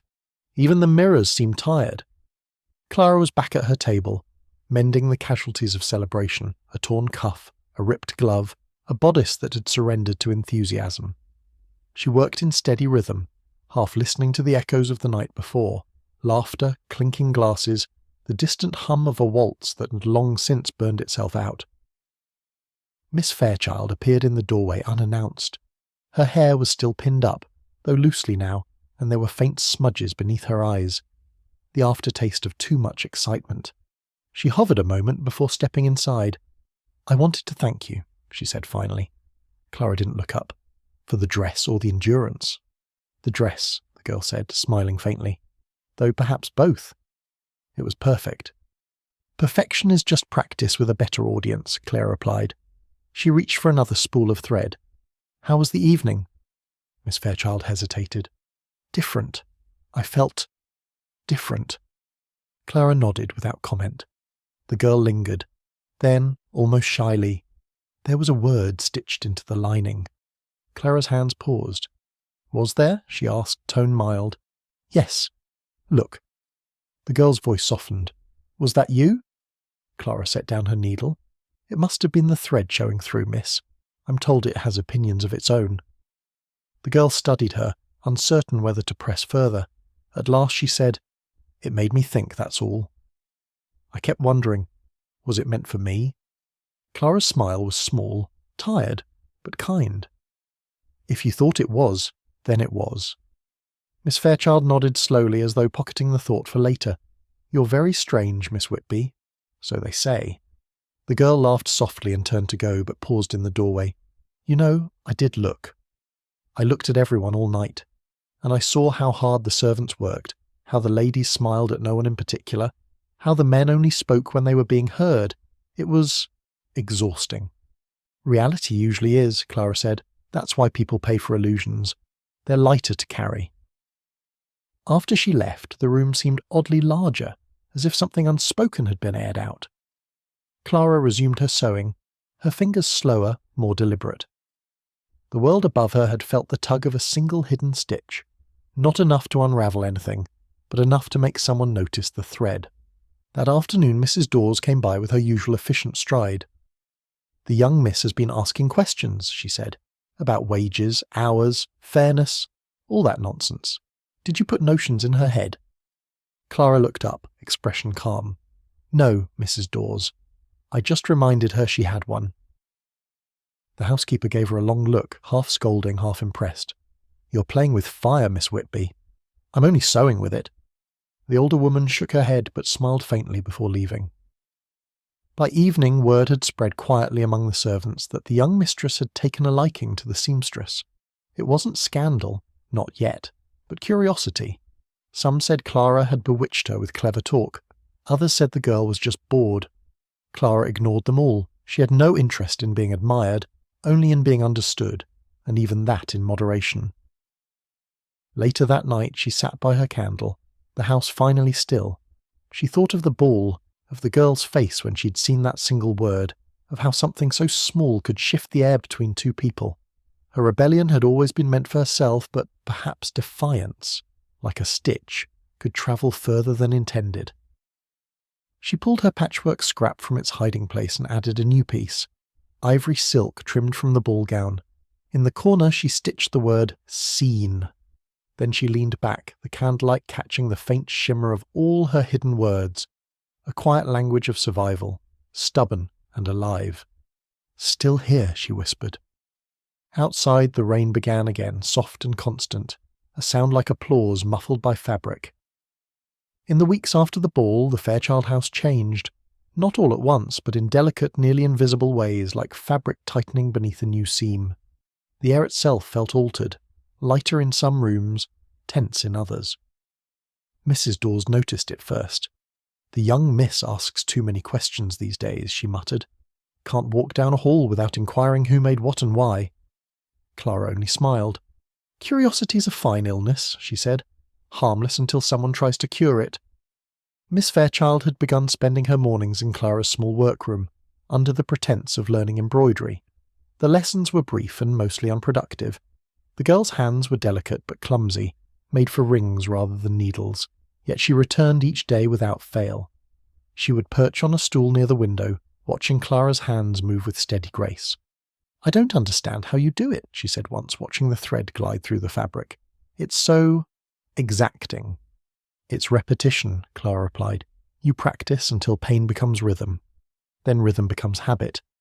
Then you forget there was pain at all."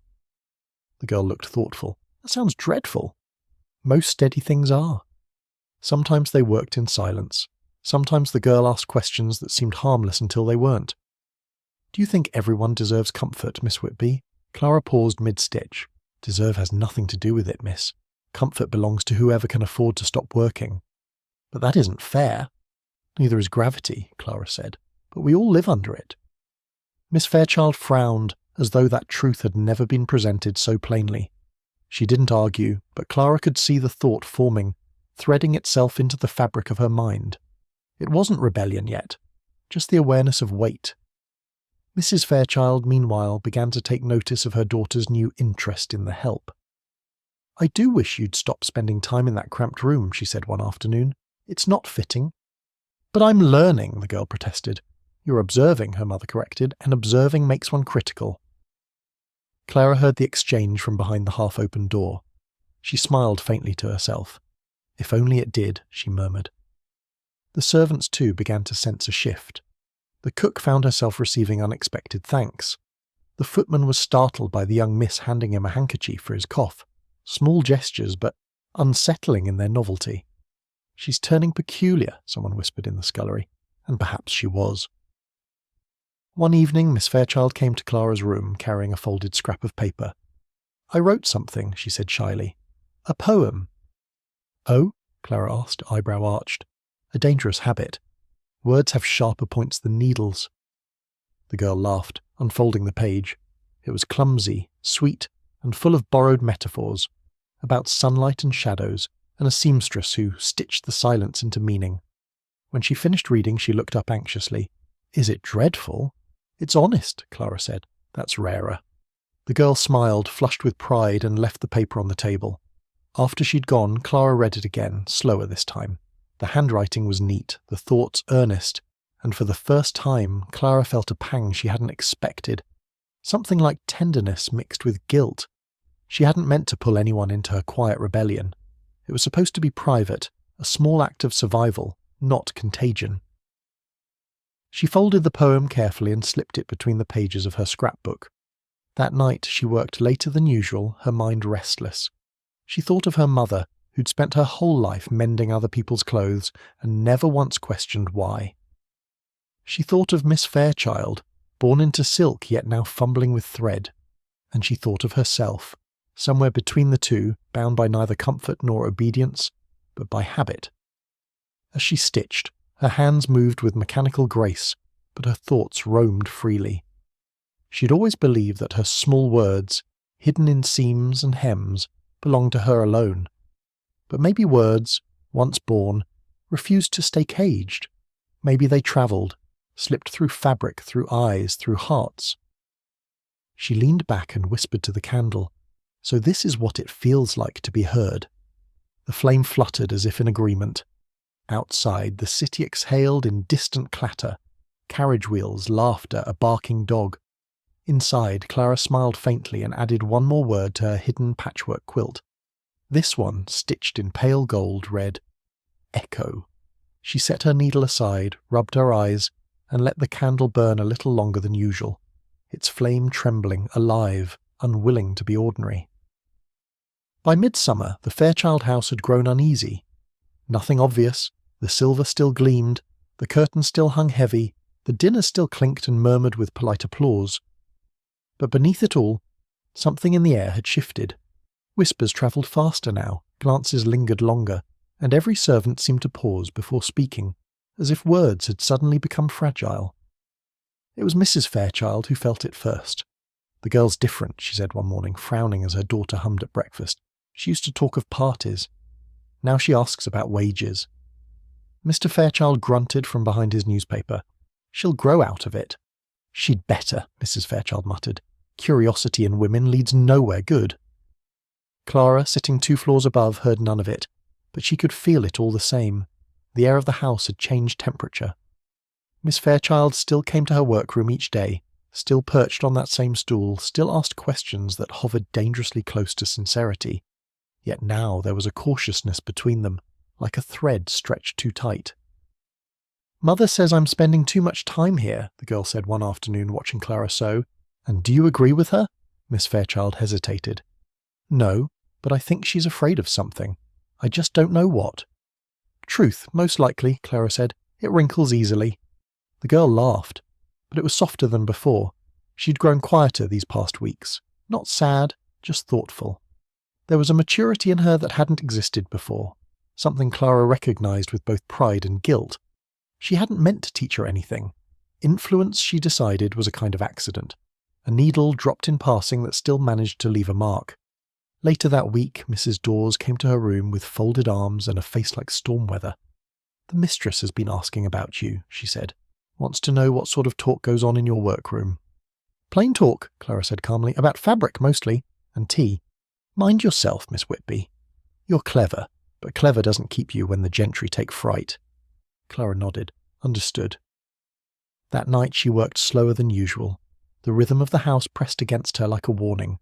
She thought of all her small stitched words scattered across gowns and ribbons, quiet fragments of defiance wandering through drawing rooms, fluttering at dinner parties, folded in wardrobes of people who'd never suspect they carried rebellion on their sleeves. It almost made her laugh. Almost. The next morning brought tension thick as starch. Mrs. Fairchild appeared in the sewing room, rare as an eclipse, her smile taut and polished. "Miss Whitby," she said, "I trust you've been comfortable here?" "Quite, madam. And that my daughter has not been troubling you with her enthusiasm?" "Not at all. She's learning quickly." Mrs. Fairchild tilted her head. "Learning what exactly?" Clara's smile was steady. "Patience." The woman studied her, eyes sharp as glass. "You're very composed for someone in service." "Practice, madam. Composure is cheaper than apology." Mrs. Fairchild blinked, uncertain whether she'd been insulted. Then she said, "My daughter admires you, Miss Whitby. I find that both impressive and inconvenient." "I'll try to limit the inconvenience," Clara said. "Do," the woman replied before sweeping out. When the door shut, Clara let out a slow breath. She'd survived worse conversations, landlords, foremen, hunger, but few as exhausting. The difference between the rich and the poor, she thought, was that the rich could afford to disguise fear as courtesy. That evening Miss Fairchild came again, quieter than usual. "Mother spoke to you," she said softly. "She did. And? She's worried about you. Worry is just fear wearing perfume." The girl smiled faintly. "She thinks you're dangerous." Clara looked up from her stitching. "I make dresses, not revolutions." "Perhaps both," Miss Fairchild said. The words lingered. Clara tried to laugh, but it came out thin. "If that's true, I'll be arrested by supper." The girl shook her head. "No, you won't. People like my mother wouldn't know a revolution if it danced past in silk." Clara looked at her. Really looked. The young woman's face was still soft with privilege, but her eyes had changed. They'd seen something now. Not enough to name it, but enough to never unsee it. Clara felt a strange ache in her chest, something between protectiveness and dread. "You should be careful with ideas, miss," she said quietly. "They stain worse than ink." The girl smiled. "Then I'll wear them proudly." That night Clara stitched until her candle nearly drowned in wax. She worked not on gowns this time, but on her patchwork, her secret quilt of scraps and words. She added a new piece, this one pale pink satin from one of the Fairchild dresses. On it she stitched 2 words in dark thread. Almost heard. She didn't know whether it was hope or warning. When she blew out the candle, the dark settled gently around her. No threat, no comfort, just the steady quiet of consequence waiting its turn. The late summer heat pressed down on the Fairchild house like judgment. Curtains were drawn to block the light, but it only made the rooms feel heavier, as though the air itself were brooding. Servants moved more quietly now, their voices cautious, their steps deliberate. It wasn't fear exactly, more like awareness, the way a household senses weather before a storm. Clara felt it most in the mornings. Mrs. Dawes would pass her in the hallway with the brisk efficiency of a woman pretending not to worry, while the maids whispered less and polished more. Even Miss Fairchild had changed. She still came to the sewing room, but she no longer lingered. She arrived with polite smiles, asked 1 or 2 questions, and left before her mother could notice. It wasn't that the girl had lost her curiosity. It had simply become quieter, more careful, the way one hides a candle from the wind. Mrs. Fairchild, for her part, had taken to supervising in person. She would appear without warning, gliding into the room like the whisper of expensive fabric. "I see you're keeping busy, Miss Whitby," she'd say, voice smooth and sharp at once. "Work has a way of keeping itself, madam," Clara would answer, and always the same faint smile in response. A smile that meant, "I don't trust you, but I haven't found the proof yet." One afternoon, Clara was summoned to the drawing room. Mrs. Fairchild sat at her writing desk, pen in hand, though she wasn't writing. The window was open just enough to let in a slant of heat, and the scent of roses hung thick in the air. "Sit, Miss Whitby," she said. Clara obeyed, folding her hands neatly in her lap. "I've spoken with Mr. Pembroke," Mrs. Fairchild began. "He tells me you were an exceptional employee, if a bit independent." "That's one word for it," Clara said. The older woman's eyes narrowed slightly. "Independence is admirable in men. In women, it's often inconvenient." "True," Clara replied. "That's why it's so rare." Mrs. Fairchild studied her, really studied her, as though trying to read a language she didn't understand. Finally she said, "You've had a good position here. Better than most of your kind could hope for. You would be wise not to jeopardize it." Clara met her gaze evenly. "I mend what's torn, madam." "That's all I do." The woman's expression softened, but her tone did not. "See that it stays that way." When Clara returned to her workroom, her hands trembled for the first time in months. She set down her needle and pressed her palms flat against the table. "There it is," she murmured. "The warning before the dismissal." She wasn't frightened. Not exactly. Poverty had burned the fear out of her long ago. What she felt now was something sharper. The quiet anger of a woman who knew she'd been noticed for all the wrong reasons. That evening Miss Fairchild came to her room, face pale and anxious. "Mother's angry," she said softly. "She thinks I've been influenced." "Have you?" Clara asked, smiling faintly. "I don't know." "Maybe. I just started asking questions." "Then yes, you have." The girl paced the narrow floor, wringing her hands. "She says you're filling my head with ideas." Clara shook her head. "Your head came full, miss." "I've only helped you read the label." Miss Fairchild stopped pacing, her eyes bright. "They don't see it, you know. The servants, the shop girls, all the women like you. They keep this world running, and no one ever looks." Clara sighed. "That's the point, miss. The world runs because they don't look. If they did, it would fall apart." "Then maybe it should," the girl said fiercely. For a moment Clara saw something she hadn't expected. Not naive outrage, but conviction. Dangerous, shining conviction. And with it came dread. "You mustn't say that aloud," she whispered. "Not here." "I'm not afraid." "You should be," Clara said quietly. "Fear keeps you clever." Miss Fairchild left soon after, her chin high, her steps unsteady. That night Clara couldn't work. She sat by her candle, staring at the half-finished patchwork in her lap. The little scraps of silk and lace shimmered faintly in the dim light. Her private history of defiance stitched one whisper at a time. She reached for her needle, added a small strip of blue velvet, the same colour as Miss Fairchild's gown from the ball, and stitched 3 words in her smallest, neatest hand. "Too bright, miss." When she finished, she stared at the phrase for a long while, then folded the fabric shut. The candle flickered, guttered, and nearly went out, but steadied again. "Still here," she whispered, but this time it sounded less like proof and more like prayer. Downstairs, faint through the floorboards, came the distant echo of Mrs. Fairchild's voice. Calm, deliberate, rehearsed. It was the sound of a woman planning something unpleasant, politely. Clara closed her eyes and waited for the next stitch in her story to pull. By August's end, the Fairchild household had become a theatre of civility. Every gesture, every word, every silence carried meaning. Mrs. Fairchild had not spoken Clara's name in a week, a sign far more ominous than anger. In houses like this, rage was a luxury for the poor. The rich preferred punishment that arrived as politeness. The staff could sense it too. When Clara entered a room, conversation paused just long enough to measure whether it was safe to continue. Mrs. Dawes avoided her eyes. The cook, normally chatty, pressed bread into her hand each morning without a word, an unspoken apology for something not yet done. The only one who still came to her openly was Miss Fairchild. One afternoon, as sunlight spilled in golden slants across the floor, the girl appeared in the doorway of Clara's workroom, her expression tight with resolve. "Mother says you'll be leaving," she blurted out. Clara didn't look up from her stitching. "Is that what she says, then?" "She told me it was for your own good, that you'd be happier elsewhere. I think she means to send you back to Pembroke." "Ah," Clara murmured, cutting her thread cleanly. "Happiness by relocation. A novel cure." The girl stepped closer. "You mustn't let her. I'll speak to father." "No, miss," Clara said softly. "You'll do no such thing. You'll let it happen." Miss Fairchild looked stricken. "You can't mean that." Clara finally raised her eyes. "Do you know what happens when someone like me refuses to leave? The story becomes uglier than the truth.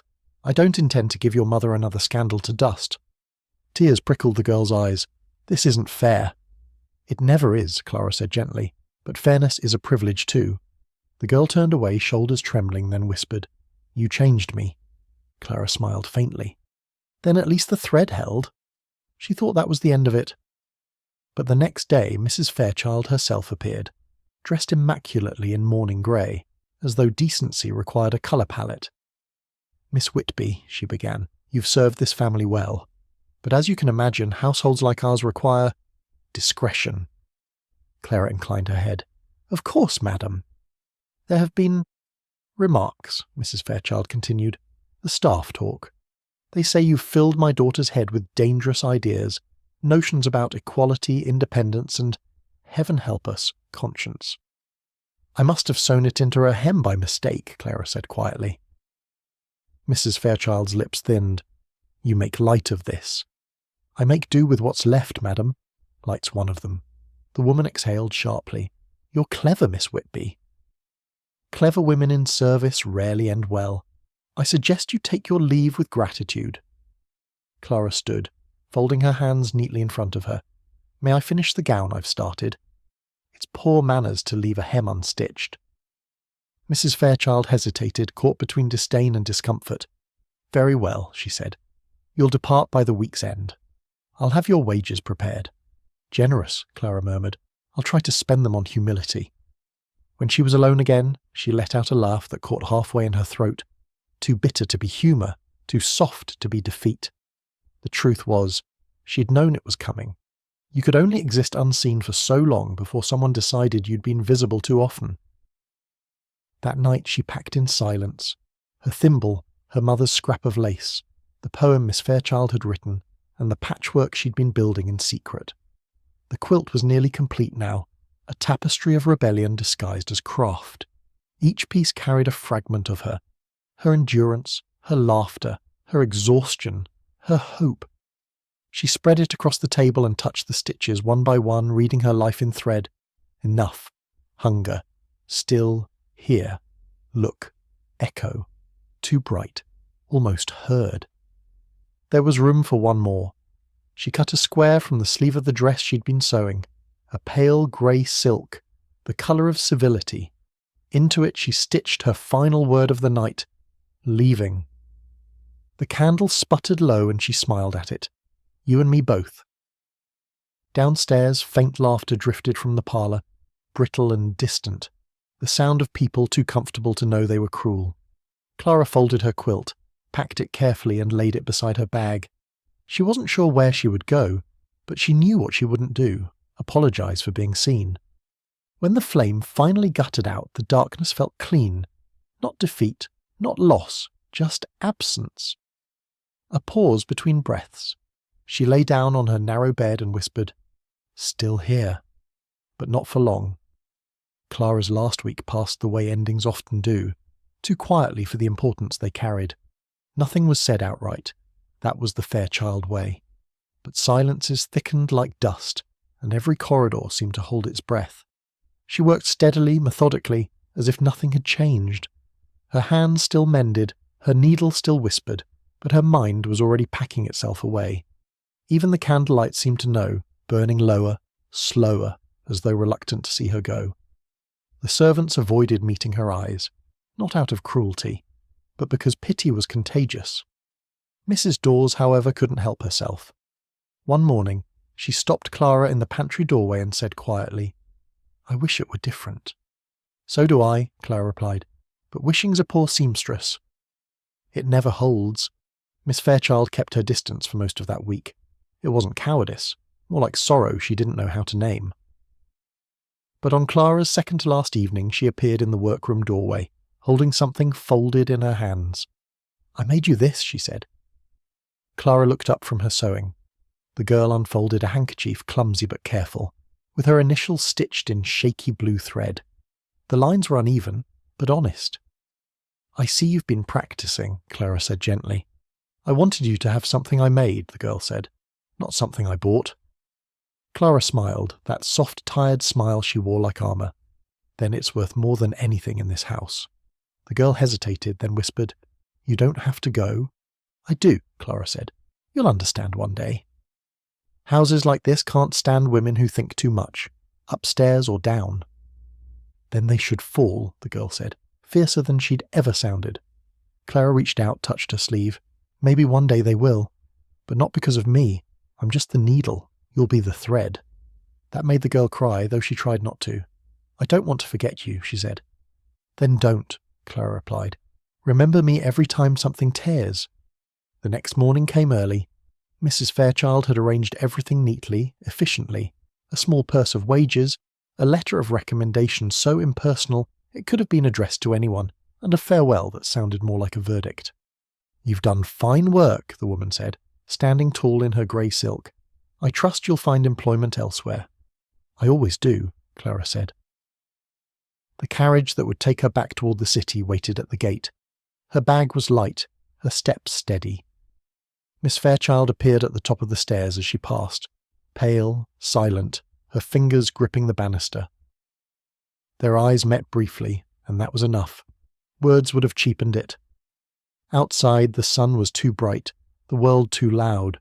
Leeds shimmered in the distance, its chimneys like crooked fingers reaching for smoke. Clara breathed it in, the smell of soot and work and living, and smiled. She had missed it, though she hadn't realised until now. When the carriage jolted forward, she looked back once. The Fairchild house stood still and perfect, all symmetry and secrets. From here it looked almost kind. Inside her bag, folded neatly beside her patchwork quilt, lay the handkerchief Miss Fairchild had sewn.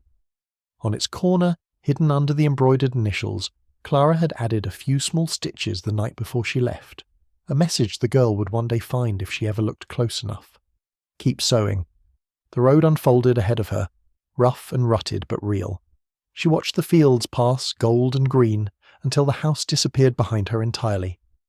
For the first time in years, there was no employer waiting, no candle burning on borrowed time, only sky. She rested her head against the carriage window and murmured, "Still here?" This time the words felt different, not defiance, not endurance, but beginning. The driver hummed softly to himself, a tune she didn't recognise, and the wheels kept turning. The city was waiting, and Clara Whitby, seamstress, survivor, whisperer in thread, was finally stitching her way toward her own story. Years passed, as they tend to do, without ceremony, without fairness, without waiting for applause. Leeds changed around her, as cities do. Factories multiplied, smoke thickened, and people found new ways to be both proud and poor. But some things did not change. There was always work that needed doing, and there were always women like Clara who could do it better than most and be thanked less than all. She took rooms above a dress shop on Kirkgate, nothing grand but hers. The window leaked in winter and the stairs creaked like gossip, but she liked the sound. She worked for herself now, taking in mending from shopkeepers, schoolteachers, widows, people whose dresses were not for show but for survival. She charged little, but was paid in respect, which was rare a coin. Her reputation grew quietly. They said the woman on Kirkgate sewed with a patience that could mend more than fabric. They said her stitches held even when lives didn't. She laughed when she heard it, though secretly she liked the idea. On her table still sat the old brass candle holder, dented but steadfast. Beside it lay the patchwork quilt, finished now, heavy with years of fragments. Each square carried its word, her private history sewn in silence. Sometimes she spread it out across the table just to read it again. Enough. Hunger. Still. Hear. Look. Echo. Too bright. Almost heard. Leaving. Keep sewing. There were others now, too. Small additions from her later years. Laugh. Begin. Remember. Miss Fairchild wrote to her once, years after she'd married and moved away to a fine house near London. The letter was polite, but warmer than expected. It spoke of charity projects, sewing schools for working girls, and a certain stubborn influence I once knew. Clara read it twice, smiled, and tucked it between the pages of her scrapbook. "Well done, miss," she said softly. "You found your own needle after all." By then her hair had gone grey, her fingers stiff, her eyesight poor. She worked slower, but the rhythm was the same. Stitch, knot, cut, work, rest, begin again. In the evenings, she still lit her candle, though she needed it less now. The flame was company, not necessity. She would sit in her chair, quilt over her knees, listening to the city murmur through the window, a city stitched together by hands like hers, quiet and unthanked, holding the world in place without asking permission. Sometimes young seamstresses came to her for advice, girls with sore fingers and quick laughter. She taught them what she could: how to sew straight, how to price fairly, how to survive. But mostly she taught them how to see themselves as more than the stitches they made. Work is work, she told them, but don't let it sew you shut. They'd laugh, not fully understanding, but they'd remember. She knew they would. Words, like thread, have a way of outlasting the fabric they're sewn into. One winter evening, long after the last visitor had gone, Clara sat by her candle, needle poised above a tear in her quilt. Her hands trembled more these days, but she smiled as she worked. The last flame of wax sputtered, flared, and steadied again, stubborn like her. When the thread was tied, she looked over her life's work one final time and whispered, "Still here?" And then she laughed, soft, tired, satisfied. The sound of a woman who had mended more than she'd been given, who taught silence how to speak, and who, without ever meaning to, had stitched herself into history. Outside, the city breathed. Somewhere, a young girl bent over her first sewing lesson, fingers clumsy, heart steady. The thread trembled through the cloth, catching the light like memory. And the candle, though long gone from Clara's table, kept burning in other hands. When autumn came, the cold slipped through the cracks before the morning light did.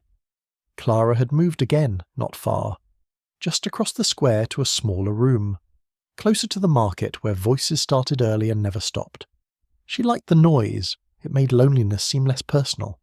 Each morning began the same way. She'd light her candle, stretch the stiffness from her fingers, and inspect the day's mending. The pile was modest but steady: a tailor's sleeve, a baker's apron, a schoolgirl's torn hem.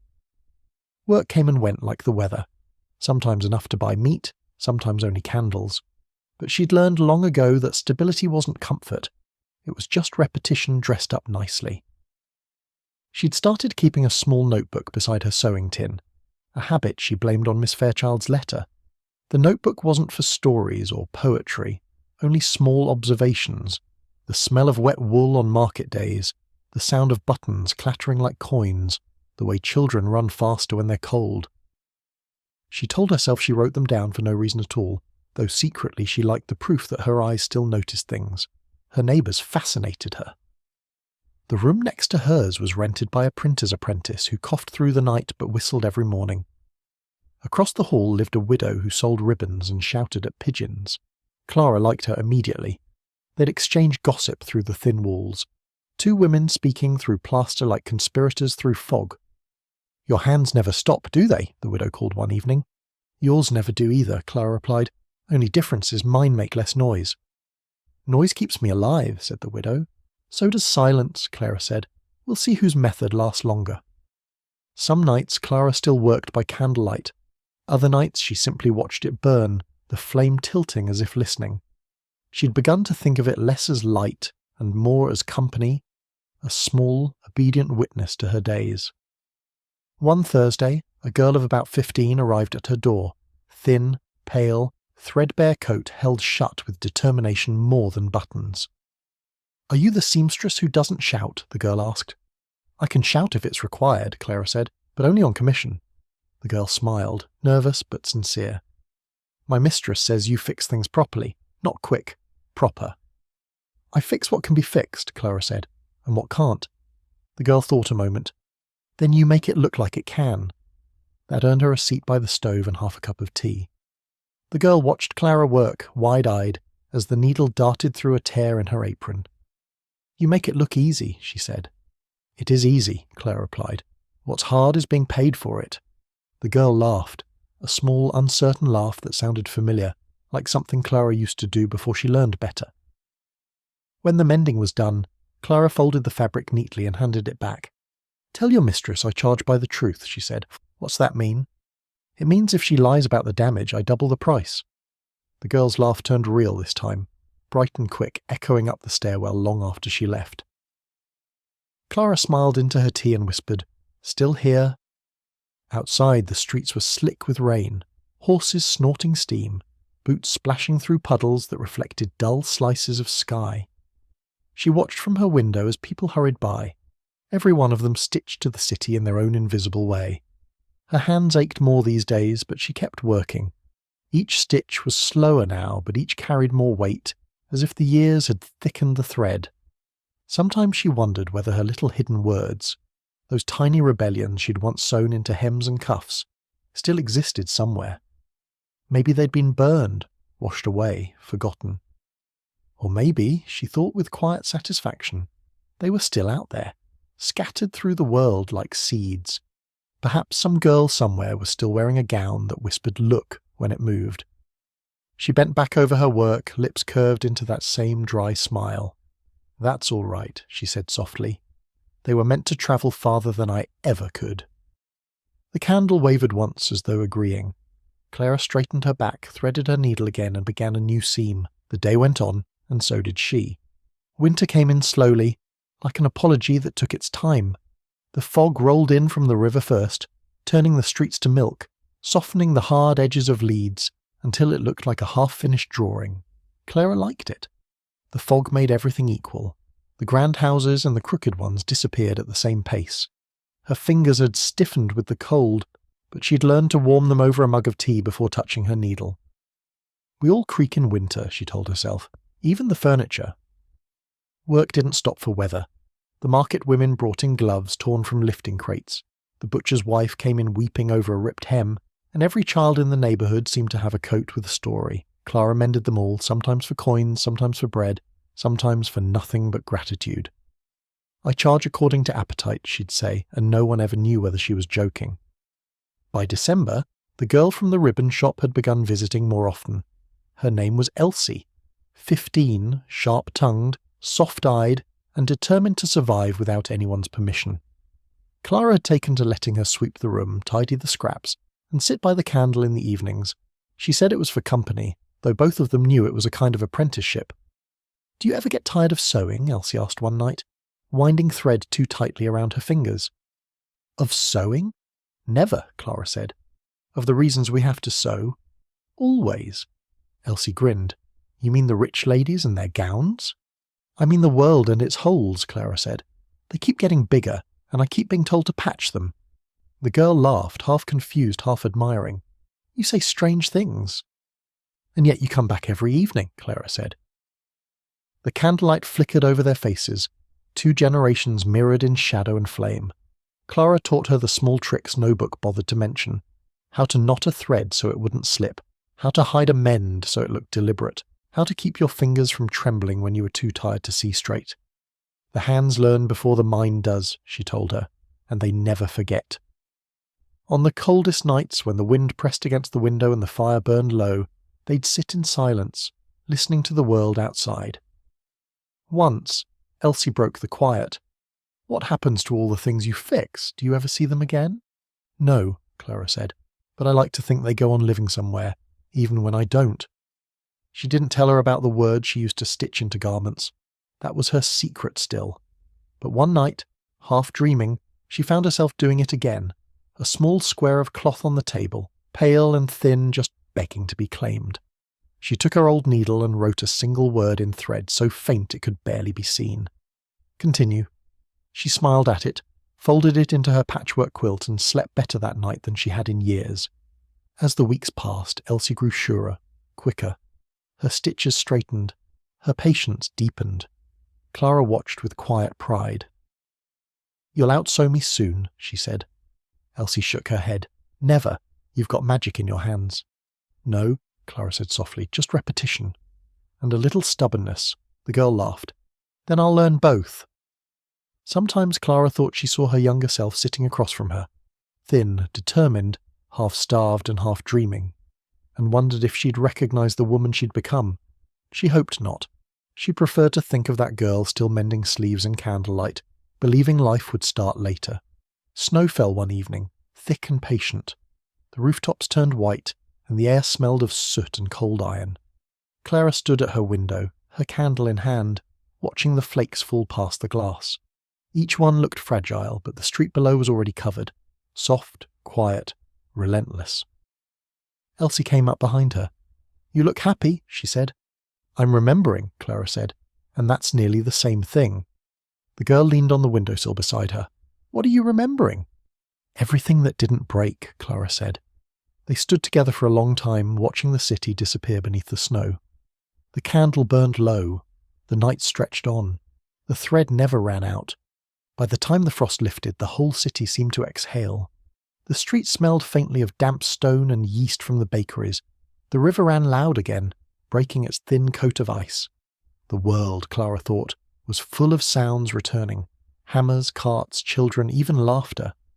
Her window let in the weak light of March, and she found herself working without her candle for the first time in months. It felt strange, almost immodest to sew in daylight. "I've gone respectable," she muttered. "How terrifying." Elsie came earlier now, sometimes before breakfast. She arrived with a rush of wind and chatter, bringing gossip from the market and rumours from the mills. "They say there's a meeting next week," she said one morning, unwrapping her scarf. "For women who work." "Talking about fair pay?" Clara raised an eyebrow.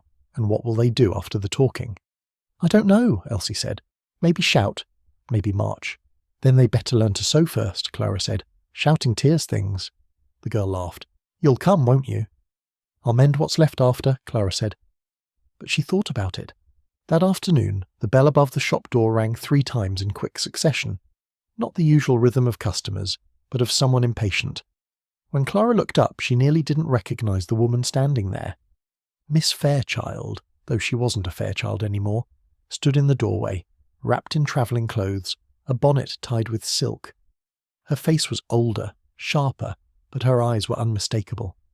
"Miss Whitby," she said softly. "Mrs. Whoever you've become," Clara replied. The woman laughed, startled by the bluntness. "It's Hollingsworth now. My husband's in Parliament." "Ah, so you've gone up in the world. Try not to fall out of it." "I heard you'd stayed here," the woman said. "That you teach girls. I wanted to see for myself." Clara gestured to Elsie, who was pretending not to listen while winding thread. "That one's proof enough. She's nearly dangerous already." Mrs. Hollingsworth smiled. "I started a school in London," she said, "for working women. Tailors, laundresses, seamstresses. We teach reading, arithmetic, rights." "Rights?" Clara interrupted, amused. "Ambitious." "Necessary," the woman said. "It's growing. There are chapters in other cities now. I thought perhaps you'd want to be part of it." Clara's hands paused on the cloth. The sound of the city outside seemed to fade, leaving only the steady tick of the wall clock and the rustle of thread. "You found your needle after all," she said quietly. Mrs. Hollingsworth's eyes glistened. "I found it in you." For the first time in years, Clara didn't have an answer. She only smiled faintly and looked down at her hands, the same hands that had stitched rebellion into hems, that had fed themselves on stubbornness and candlelight. "Well," she said finally, "if you're going to start trouble, it might as well be well dressed." They laughed softly like conspirators. After she left, Elsie turned to Clara, eyes wide. "You knew her? The lady from London?" "Once," Clara said, "when she was a girl who couldn't thread a needle. And now she's what comes next," Clara said. "And if we're lucky, so are you." That evening Clara lit her candle, though she didn't need it, out of habit, out of affection. The flame trembled, steadying itself in the dim air. She took up her patchwork quilt and, on a new scrap of spring-green fabric, stitched one word in pale thread: spreading. The streets outside were alive again, laughter, carts, footsteps, voices rising. Somewhere in that noise was the sound of women learning they were allowed to make it. Clara smiled to herself, her eyes catching the glow of the candle. "Still here," she whispered, "not as proof this time, but as invitation." The needle moved. The thread held. The light stayed steady. Summer arrived loud and impatient, like it had been waiting too long to be noticed. The market boiled with voices, and the city smelled of bread, tar, and sweat, the perfume of honest labour. From her open window, Clara could hear the rhythm of the streets, vendors shouting, carriages clattering, and the occasional burst of laughter that rose like a prayer escaping discipline. The women's meetings began in a rented hall behind a bakery on Briggate. It wasn't much, one cracked window, a few benches, and a kettle that refused to boil, but it was theirs. Elsie had been attending for weeks now, coming home flushed and restless, full of half-whispered ideas. "They're planning a petition," she said one evening, cheeks pink with pride. "Wages for seamstresses, limits for hours. Real changes, Miss Clara." Clara smiled faintly, her needle glinting in the candlelight. Real change begins when people stop asking permission. You should come, Elsie said. They'd listen to you. Listening is overrated, Claire replied. It leads to talking, and talking leads to consequences. But that Thursday she went. The room was packed. Women from the mills, the laundries, the dress shops. Some stood, some sat, all tired in the same way. The kind of exhaustion that comes from giving the world more than it pays for. The air buzzed with nervous energy. A young woman with ink-stained fingers stood at the front, reading out letters from other cities. Words about fairness, unity, wages, worth. Clara sat near the back, silent. But when the talk turned to sewing shops and long hours by candlelight, the room shifted. Eyes turned to her. Elsie nudged her arm. Go on, she whispered. Say something. Clara cleared her throat. It's fine talk, all this, she said, voice steady. But remember, the people who profit from our silence will find new ways to muffle our noise. If they can't stop your mouths, they'll tie your hands. A murmur of agreement rippled through the room. She continued quieter now. So keep both. Talk when you can, work when you must, and never let either be mistaken for surrender. Someone clapped. Then another. Soon the whole room joined in, the sound awkward but real, the applause of people not used to clapping for each other. Clara sat back, cheeks warm, eyes lowered. Lord, she muttered, I've become inspirational. How dreadful. After that night, more women began stopping by her little shop, not just for mending, but for advice. They brought stories, foremen cutting pay, landlords raising rent, husbands drinking away wages. Clara listened stitched, and gave counsel without ceremony. You can't patch greed, she'd say, but you can outlast it. Elsie started keeping a list of names, women who wanted to learn, to organise, to write their own petitions. They met on Sunday afternoons around Clara's worn table, drinking weak tea and practising their signatures. Many of them couldn't spell properly, but every mark mattered. One evening a knock came at the door, firm, official.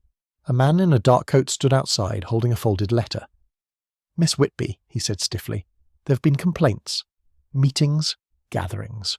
Best to keep your shop for sewing, not politics. Clara took the letter, scanned its pompous phrasing and folded it neatly. Tell whoever sent you that I sew what's torn. If the city's falling apart, it's hardly my fault, he frowned. You'd be wise to stop. Wisdom's expensive, she said. I can't afford it. When he left, she locked the door, lit her candle and laughed until she coughed. That night she took a scrap of deep red fabric, the colour of courage or perhaps trouble, and stitched a new word in bold, uneven thread. Rise. By midsummer, her little shop had become a meeting place. The air smelled of fabric and purpose. Some came to learn, some to listen, some simply to sit where they felt seen. Clara didn't plan it that way. She only made the tea, kept the needle moving, and said what she'd always said, "Still here?" But the phrase had changed. It no longer meant endurance. It meant presence, witness, refusal to vanish. Outside, the church bells rang, carts rumbled, and the sound of women's laughter drifted through the open window, the kind that comes from strength, not frivolity. Clara smiled, leaned back in her chair and whispered to the candle, "Look at that, old friend. You burn long enough and people start bringing their own light." The flame flickered, as though bowing in agreement, and Clara kept sewing. By late July, the air in Leeds had gone thick and heavy, as if the city itself was sweating from effort. Inside Clara's little shop, the candle softened to waxy nubs faster than usual, and the fabric smelled faintly of dust and heat. She kept the door propped open with a brick, letting the street noises in. Laughter, wheels, the call of vendors selling cherries and bread. But what came through her doorway most often now weren't customers. They were messengers, women who arrived with folded letters, faces flushed from walking, voices trembling with purpose. Some from Manchester, others from Sheffield, even a few from London. Women Clara had never met, yet who spoke her name as if it meant something larger than she'd ever meant it to. "Mrs. Hollingsworth said we should write to you," one woman explained, handing over a bundle of letters tied with ribbon. "She says your advice is worth more than money." Clara almost laughed. "Then she's selling it too cheap." At night, she'd read the letters by candlelight, each written in a different hand, each telling the same story: endless work, short pay, Raw fingers, long hours, small victories, and through everyone ran the same thread: women refusing to disappear. She began answering when she could, her writing slow but careful. "Work with your heads as well as your hands," she wrote, "and when they tell you to stop, don't. Even silence can be a kind of noise." Elsie helped her, copying addresses, licking stamps, tying the bundles for posting. "They think you started all this," she said one evening. "I only lit a candle," Clara said. "They're the ones setting the room on fire." The meetings grew louder, fuller. What had once been a whisper now had rhythm, laughter, songs, even arguments. Some nights the women sang while they sewed, their voices weaving through the needle's rhythm. One stitch for hunger, one for pride, one for the hands that will not hide. Clara pretended to grumble about the noise, but she smiled while doing it. "Revolution out of tune," she muttered. "At least it's honest." Still, not everyone approved. Shopkeepers crossed the street when she passed. The vicar's wife left a pamphlet at her door titled, "On the Dangers of Unrest Among Working Women." Clara used it to press flowers. More letters came, not all kind. Some warned her to stop before real trouble found her. Others came from editors asking for comment. A few offered her money to write her story. She answered none of those. "If they want a story," she said, "they can listen to the needle." Elsie noticed her weariness before she did. "You're working too much," the girl said. "Always have," Clara replied. "Not like this. You don't eat properly." I meant better on an empty stomach. Less distraction. But it wasn't hunger that slowed her. It was weight. The strange, quiet burden of being believed in. She'd spent her whole life being invisible. Now people saw her everywhere she went. It was flattering in the way thunder is flattering and beautiful, but best admired from a distance. One evening, as she sat reading a new letter from London, Elsie asked, "What will you do if it gets bigger? If they make you something important?" Clara looked up from the page. "Then I'll make sure to stay small," she said. "Why?" "Because small things slip through cracks. They last longer." That night she stitched another word onto her patchwork quilt, this one on a piece of rough linen from a worker's apron someone had sent her. Beyond. The next morning a stranger came, a mill girl from Halifax, sunburned and limping. She'd walked miles to find Clara's shop. "They said you'd listen," she said simply. Clara poured tea and nodded. "That I will. Talking's free, at least for now." The girl told her everything. The long hours, the broken looms, the overseer who docked pay for mistakes he'd invented. Clara listened, hands folded, heart steady. When the girl finished, Clara said, "You're not alone anymore, you know." The girl nodded slowly, tears shining but unshed. "That's what I came to hear." When she left, Clara stood in the doorway watching her disappear into the city's heat, her limp fading among the crowd. The air shimmered. The candle on her work table flickered, though there was no wind. She smiled to herself. "Still here," she whispered, "and now so are they." Then she sat, drew the curtain back and began her day's sewing. The same old rhythm, the same old grace. But every stitch now carried the echo of 100 unseen hands working beside her. By the time August gave way to September, the heat that had sat over Leeds for months finally broke. Not with rain, but with tension. There were rumours of inspectors coming to restore order, and of foremen threatening to sack anyone caught in Miss Whitby's company. It made her laugh, that phrasing, as though she were an illness. The shop, however, stayed open. The bell above her door rang as often as ever, and sometimes more. Women came even in daylight now, daring the attention. They spoke softly, heads bent close together, about hours, pay, rent, bruises, futures. "Careful," Mrs. Dawes had told her long ago. "Clever doesn't keep you when the gentry take fright." The words echoed now, only the gentry were replaced by men in uniform coats and women in respectable hats. One afternoon, 2 constables appeared at her door. They looked uneasy, as men often did when tasked with something that felt beneath them. The older one held his cap in both hands. "Miss Whitby?" Clara didn't bother looking up from her sewing. "Depends who's asking." "Inspector's orders," the younger said. "There have been reports. Meetings, gatherings, printing pamphlets without licence. You're advised to cease immediately." "Advised?" Clara asked mildly. "Or commanded?" "Advised," the older said, but his tone was weary. "You've done no wrong, miss." But they don't like the talk. Makes people restless. Clara smiled thinly. Restless people get things done. That's what frightens them. He hesitated, then lowered his voice. Just keep it quiet, I've a wife who works the mill. She's got one of your little papers on her wall. Then she's got better decoration than I do, Clara said. When they left, she closed the door and leaned against it, exhaling slowly. Not fear. Not exactly. It was something heavier. Awareness. Once you're seen, you can't go unseen again. That night she worked later than usual, candle burning low. Elsie had fallen asleep by the stove, head resting on folded arms, her hair loose and shining. Clara watched her for a moment. The child she'd been, the woman she was becoming, and felt something dangerously like pride. She turned back to her work. On her patchwork quilt she added a new piece, dark navy cloth cut from an old constable's uniform someone had given her to mend years ago. The thread she chose was white, simple and stark. One word, watch. 2 days later her shop window cracked. Not smashed, just a clean, deliberate fracture, as though someone wanted to send a message without quite finding the courage to write it. Elsie gasped when she saw it. Who would do that? Someone polite enough not to finish the job, Clara said. We should be flattered. She didn't fix the glass right away. Let them see it, she thought. Let them know she wasn't fragile. A week later, another letter arrived. No signature, no return. Just a single sentence scrawled in hurried ink. You've done enough. Stop before you're stopped. She tucked it under the candle holder, using it as a coaster. At least they wrote please, she muttered. The threats didn't frighten her. What frightened her was how easily exhaustion could disguise itself as prudence. She found herself slower at the needle, heavier in the mornings, her breath shorter when she climbed the stairs.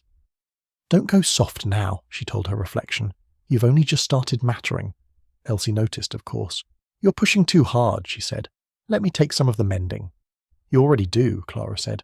I mean the letters, the meetings, as everything. You can't carry it all. I'm not carrying it, Clara said softly. I'm just holding it steady till the others find their balance. The next meeting was smaller, quieter, a precaution. Only 6 women this time gathered in Clara's kitchen, tea going cold as they whispered over plans. One woman brought a newspaper clipping, a line about female unrest in Yorkshire. They're noticing, she said nervously. Good, Clara replied. Maybe they'll finally believe we exist. After they left, she sat alone for a long time, candles sputtering low. She thought of her years, of all the hands she'd met, the faces that had come and gone, the seams she'd repaired that no one would remember. And for the first time she wondered whether the world might finally remember her not as a worker, but as a voice. She wasn't sure how she felt about that. The candle burned lower still, and she whispered to the flame, still here. The light trembled once, as if unsure whether to believe her, then steadied. Outside, the street was empty, but the city wasn't asleep. Somewhere, in mills, kitchens, attics, other candles burned too. The autumn that year was late in coming. The trees held their leaves as if reluctant to surrender them, and the air stayed heavy and warm longer than it should have. People said the seasons were changing. Clara only smiled. She'd been changing her whole life. It never once arrived on schedule. The crack in her shop window never spread, though she'd stopped noticing it long ago. She worked slower now, spoke less, and found herself listening more. When the women gathered, she sat by the stove and let them talk. Young voices sharp and certain, full of plans and impatience. Sometimes she'd offer a quiet word, a steadying look, and that was enough.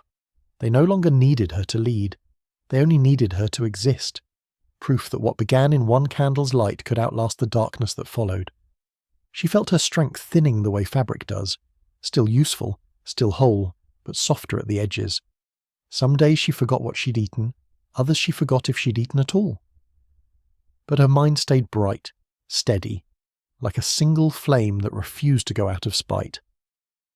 When Mrs. Hollingsworth visited again that winter, she found her by the window, a shawl over her knees, sewing with hands that trembled but never missed a stitch. "You've done so much," the woman said. "Do you ever rest?" Clara looked up, smiling faintly.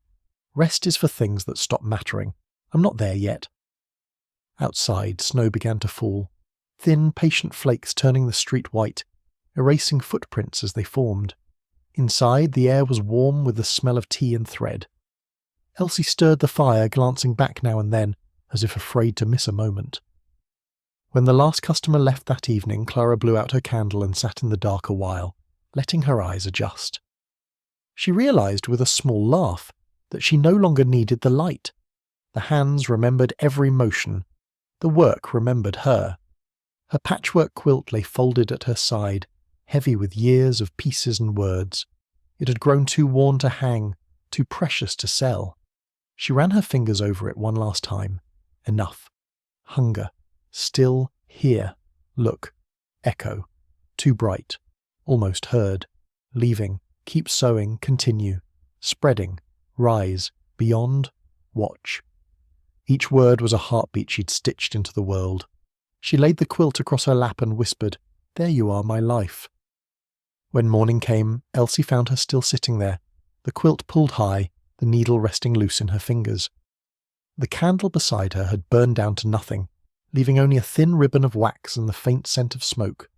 Outside, the city stirred to its usual rhythm, hammers, bells, footsteps, voices, the music of ordinary survival. The women who'd gathered in Clara's kitchen would go on gathering elsewhere, bringing light to rooms that had never known it.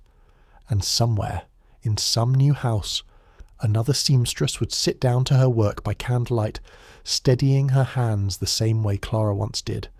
The flame would catch, the thread would hold, and though her voice was gone, the world she'd mended whispered the only words that ever truly belonged to her. Still here,